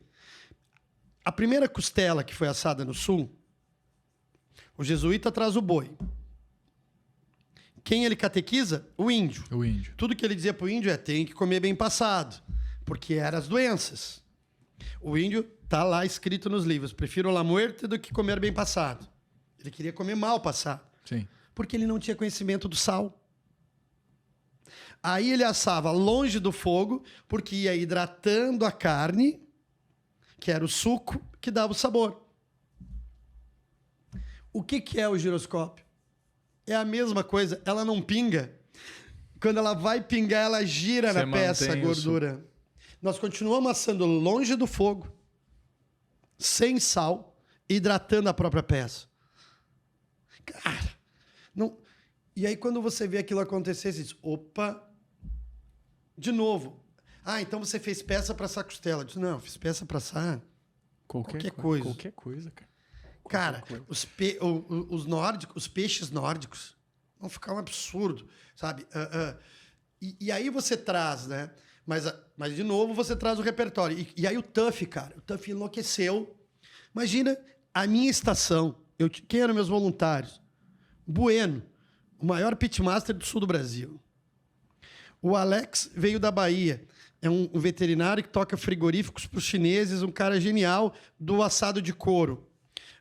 O Fabian, que trabalha com o Bueno, outro monstro. A Lívia, de Curitiba. Eu trouxe o Felipe, do Nono Mio, 40 anos de tradição, fazendo o melhor galeto lá na Serra. Os caras que eu tinha, velho. Sim. Aí, e eu ainda tinha o Tuff de voluntário. Aí tu para pra olhar e diz... Então, quando eu cheguei no sábado de madrugada, pra gente acender o fogo, eu chorava, velho. Porque a gente sabia que a gente tinha feito algo que ia mexer, né? E, cara, às 9h30 da manhã, tava 90 costelões girando e movimentando. E todo mundo achou que estava pronto. E eu levei o time para tomar café. A churrascada é muito organizada. Estamos tomando café, com uma saudade enorme de não estar fazendo o binacional, porque eu tinha pedido para não ser na mesma data, né? Sim. E aí, 9h30, todo mundo já nos dando os parabéns e eu mudo, né? Quando deu 11 horas, eu chamo o time e disse assim, pode trazer agora. A gente descarrega o caminhão de hortifruti e dá a cor para tudo aquilo. Nas bases, assim. Nós abandonamos o arame, nós abandonamos o alicate, nós abandonamos os ganchos. A gente abandonou todos os estilos de antes de assar. Sim. E a gente juntou tradição e inovação. E, cara... E aí o Tuff, quando veio pro Ramp, porque aí a semana é incrível, né? Porque você vive tudo isso e aí os caras vêm para ter aula com você e tu começa a dar aula, né? E no primeiro dia, velho, isso vai sair agora. Os vídeos estão saindo poucos disso. No primeiro dia, o que tu cozinha? Qual a aula que você dá para um dos maiores monstros do fogo no planeta? Eu estudei um pouco ele e conversando com ele, uma das paixões dele é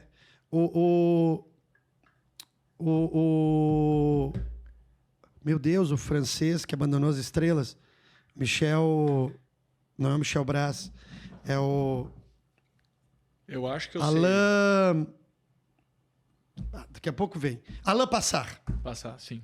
Que é o cara que abandonou as estrelas, foi pro vegetariano, voltou e fez o frango pato. Quando ele fez o frango pato, que é a união dos dois, né? Cara, eu na quinta noite, eu fiz a minha equipe a semana inteira, me organizou. Quando eles sentaram, que eu montei uma fogueira ali no pátio do Ramp, eu botei a bancada, os equipamentos aqui atrás. E eu disse, bom, primeira aula de hoje, para os australianos, para o Tuff, eu disse assim, para o Jay, para o Adriano, que é um brasileiro que está radicado na Austrália, que é um monstro, já é um dos maiores pitmasters do mundo. Eu disse assim, bom, a nossa primeira aula é fazer um Java porco. Botei um javali inteiro e um porco na bancada. Nós desossamos os dois e fizemos pela primeira vez, juntos, prensados, que nem o Alain Passard. Cara, o Tuff enlouqueceu. Nós fizemos... A receita ficou... Vou te dizer que ficou surreal. Os temperos que vão ali, graças a Deus, estavam gravando, porque senão a gente não vai lembrar tudo que a gente botou naquilo, né? Esse é o mal do cozinheiro, mais boa. Cara, boa. E fora as coisas assim, né? A hora que eu pegava a canela em pau, defumava e jogava no meio a canela inteira no meio, para ela ir morrendo a brasa e só defumando e tirando, o Tuff olhava, né? Esse cara deve ser louco. Mas são características minhas, de pegar o que tem na hora e usar, como cozinheiro, não como assador. Sim. Né? E isso vai construindo um DNA, né? E um DNA que, vou te dizer, gritou positivamente, né? Num momento de bastante transição. Porque, velho, hoje eu não sei se eu quero tudo isso. Mas eu vou te dizer que tu te coloca numa posição... O nosso tempo, infelizmente, está acabando, cara. Mas, assim, tu te coloca numa posição que vai voltar numa coisa que tu me falou ali atrás. Acaba se tornando maior que a gente. Tu começa a te colocar num lugar... Muito obrigado, chefe. Tu começa a te colocar num lugar onde tu começa a ter um nível de representatividade muito grande. Porque hoje, querendo ou não, se tu chama a atenção do mundo pro sul do Brasil... Cara, quando eu conto... Eu tenho amigos pelo mundo. Quando eu conto pra galera assim... Ah, não, eu sou sulista, eu sou do sul do Brasil. Tá, mas o que tem aí? Cara, clima europeu. Os caras, o quê? Brasil não é praia e selva e sol. Então tu começa a nos colocar no mapa, cara. Tu começa a fazer o mesmo trabalho que um Máximo Bottura fez lá atrás. Usando como exemplo... Não tô querendo comparar, até porque a gente sabe o nível de... Não, dá para comparar assim, cara. Nível de comprometimento. Isso não tem muito a ver. Eu não tô falando de persona e nem de posicionamento, entendeu? É o que tu tá trazendo. Tudo bem, mas nós. as coisas foram acontecendo que... Imagina o seguinte. O A Ferro e Fogo foi ficando maior que o Rampel, né? Sim. Não é maior. Eles começaram a brigar. E eu fui ficando incomodado ao longo dos anos. Porque para mim a hospitalidade é fundamental. Sim. Aí, graças a Deus, meu pai comprou uma propriedade lindeira ao Rampel, né? Vizinha ao Rampel. Que a partir do ano que vem vai nascer a estância do A Ferro e Fogo. Então imagina o seguinte, imagina um lugar onde você diz, Marcos, eu quero ir dar aula essa semana. Tá aqui. Eu quero ir gravar essa semana. Eu quero... O que a gente está querendo fazer? A gente quer fazer a estância Ferro e Fogo a casa de todos os homens e mulheres do fogo. Não do Marcos Live. Sim. Porque, de novo, a hora que eu abro, eu ganho. Eu ganho conhecimento de todas as partes. Tu já imaginou um lugar onde vai ter a Casa Share? Onde vai ter o King's Experience? Onde vai ter um cara que vai fazer... Que a Associação da Cutelaria Gaúcha vai estar lá presente num ambiente deles. Um lugar onde o cara não dá um costelão, um curso de costelão, fogo de chão, 12 horas. Ele dá um curso de costelão. E que esse costelão não começa botando no fogo com sal. Começa lá no açougue. Sim. Onde a gente tem um lugar... Cara, a gente não está inventando a roda. Onde tem um lugar que fala de lenha. Tipos de lenha. A gente tem um cara falando de lenha no mundo do vinho, um cara falando de lenha no mundo do whisky, alguém falando de lenha no mundo da cachaça, de madeira. Sim, sim. E quem fala de madeira no mundo do assado? E a gente não quer inventar a roda, a gente só vai aglutinar informações. É um lugar onde ele vai ter um acervo, que não é um memorial, onde o dia que você esteve lá, vai estar a tua plaquinha, com o teu QR Code. Quando tu for, tu vai te ver lá, mas o teu QR Code é o que te atualiza no mundo o tempo todo hoje, né? Sim. E vai estar os caras lá, todos. São mais de 400 pessoas, cara, que fazem parte disso hoje.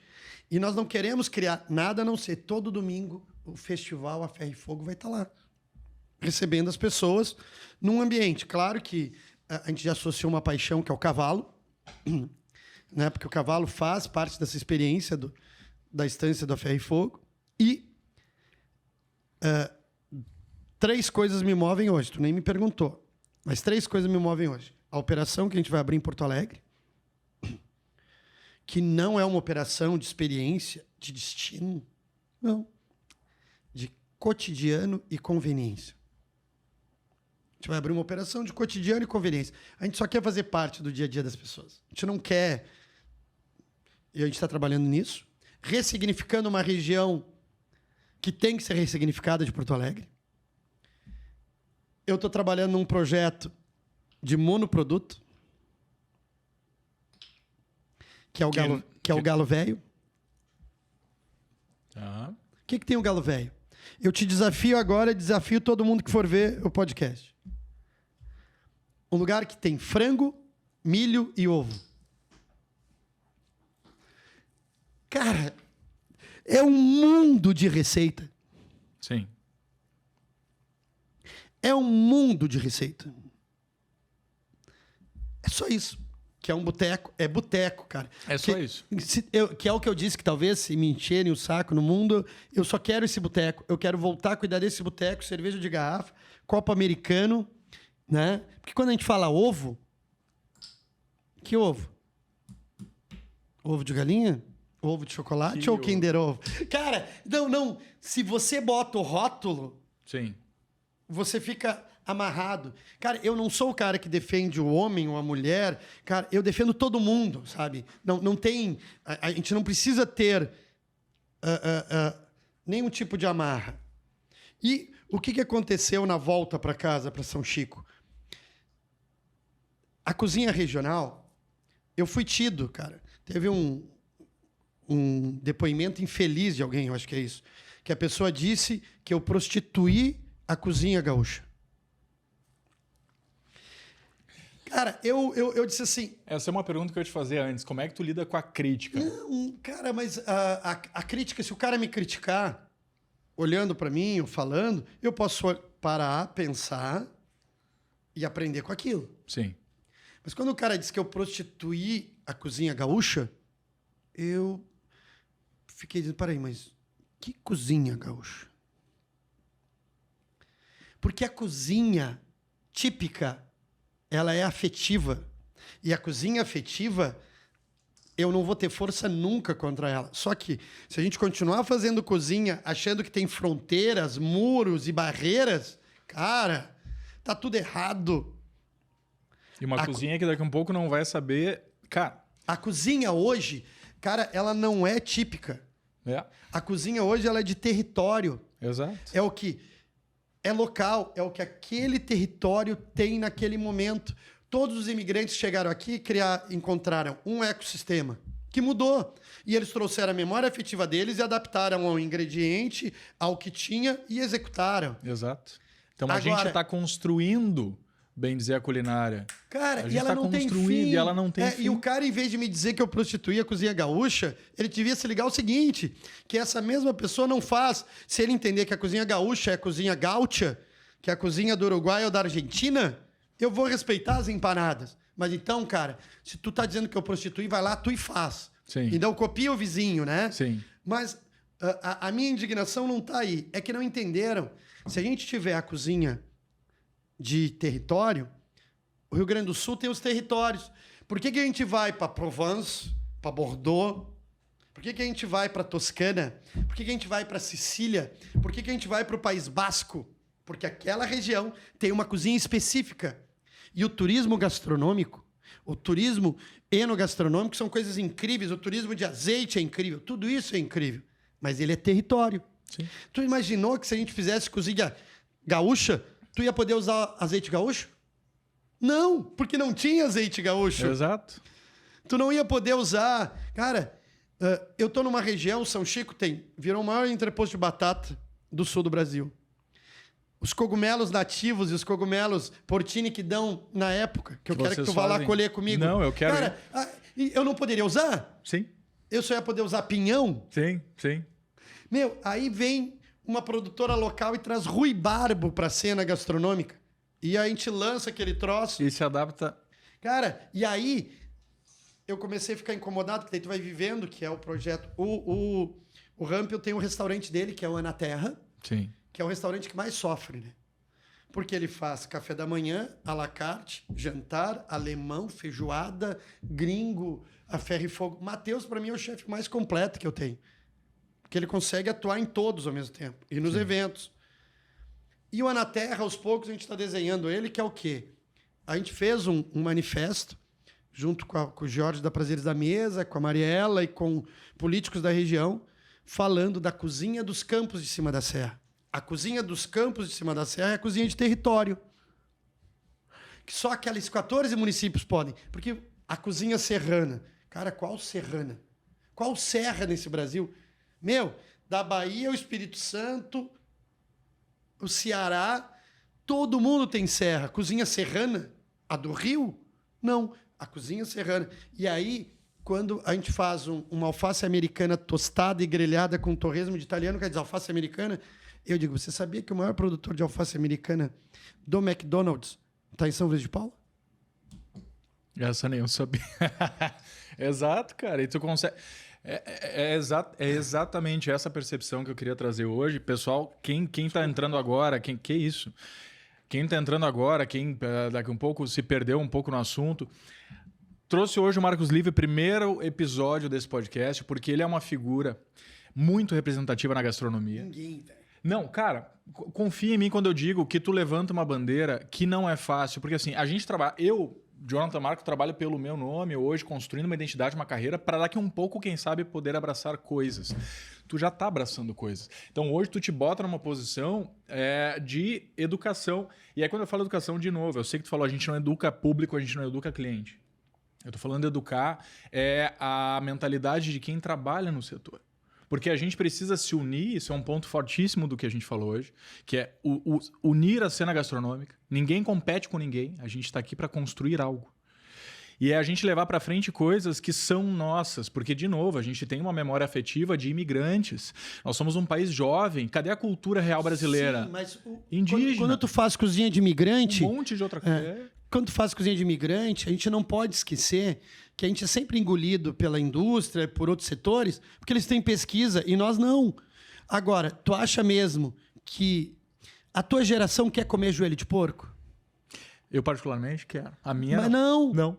Porque, cara, Não. essa comida ele lembra teu bisavô, teu avô, era uma comida pesada, com chucrute, que é uma coisa meio amargo, meio fermentado. E aí eu pergunto, por que que a cozinha alemã tem que estar presa ao passado? Sim.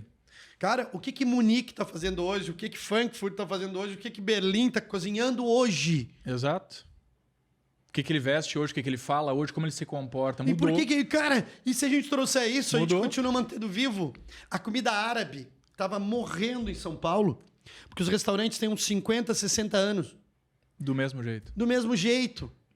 Só que o jovem, ele não, muitas vezes ele não, abaixo de 30, ele não quer comer muitas vezes de garfo e faca. E outra, não cozinhe para você, velho. Se tu cozinhar para você, tu quebra. Sim. Tu quebra. Cara, tu acha mesmo que eu boto... Se o cara me perguntar o que eu quero comer de domingo, meu restaurante não daria certo. Porque eu quero a salada de batata da minha mãe e o churrasco do meu pai.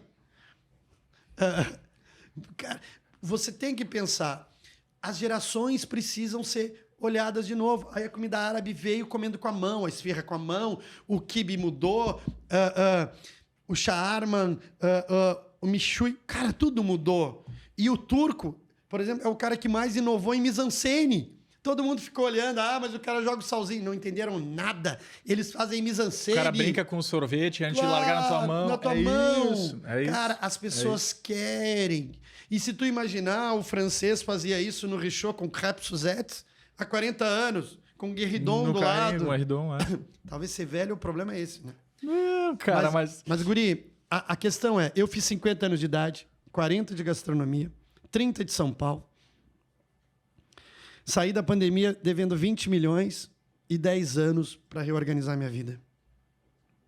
E todo dia eu me sinto... E hoje, se eu te disser, eu tenho um grande ponto de interrogação. Se não largo tudo, e só vou cuidar do galo velho. Eu acho que essa é uma dúvida que acompanha todo mundo, inclusive não só em gastronomia, mas na vida a gente sempre se vê em dias de mais e menos dúvida.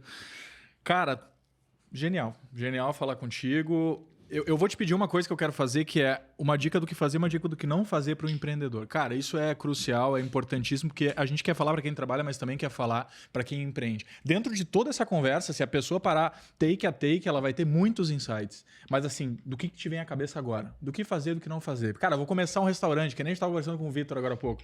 O meu sonho é pegar tudo que eu estou organizando e ir lá e abrir um negócio para mim. O que tu diria para essa pessoa? Me liga. Tá aí, me liga, procura quem sabe, procura assistência. Cara, eu não sei tudo, mas eu posso, eu falo de diminuir a curva de aprendizado. O preço que você paga na curva de aprendizado é muito alto. É muito alto. E aí as pessoas pagam um preço absurdo por isso.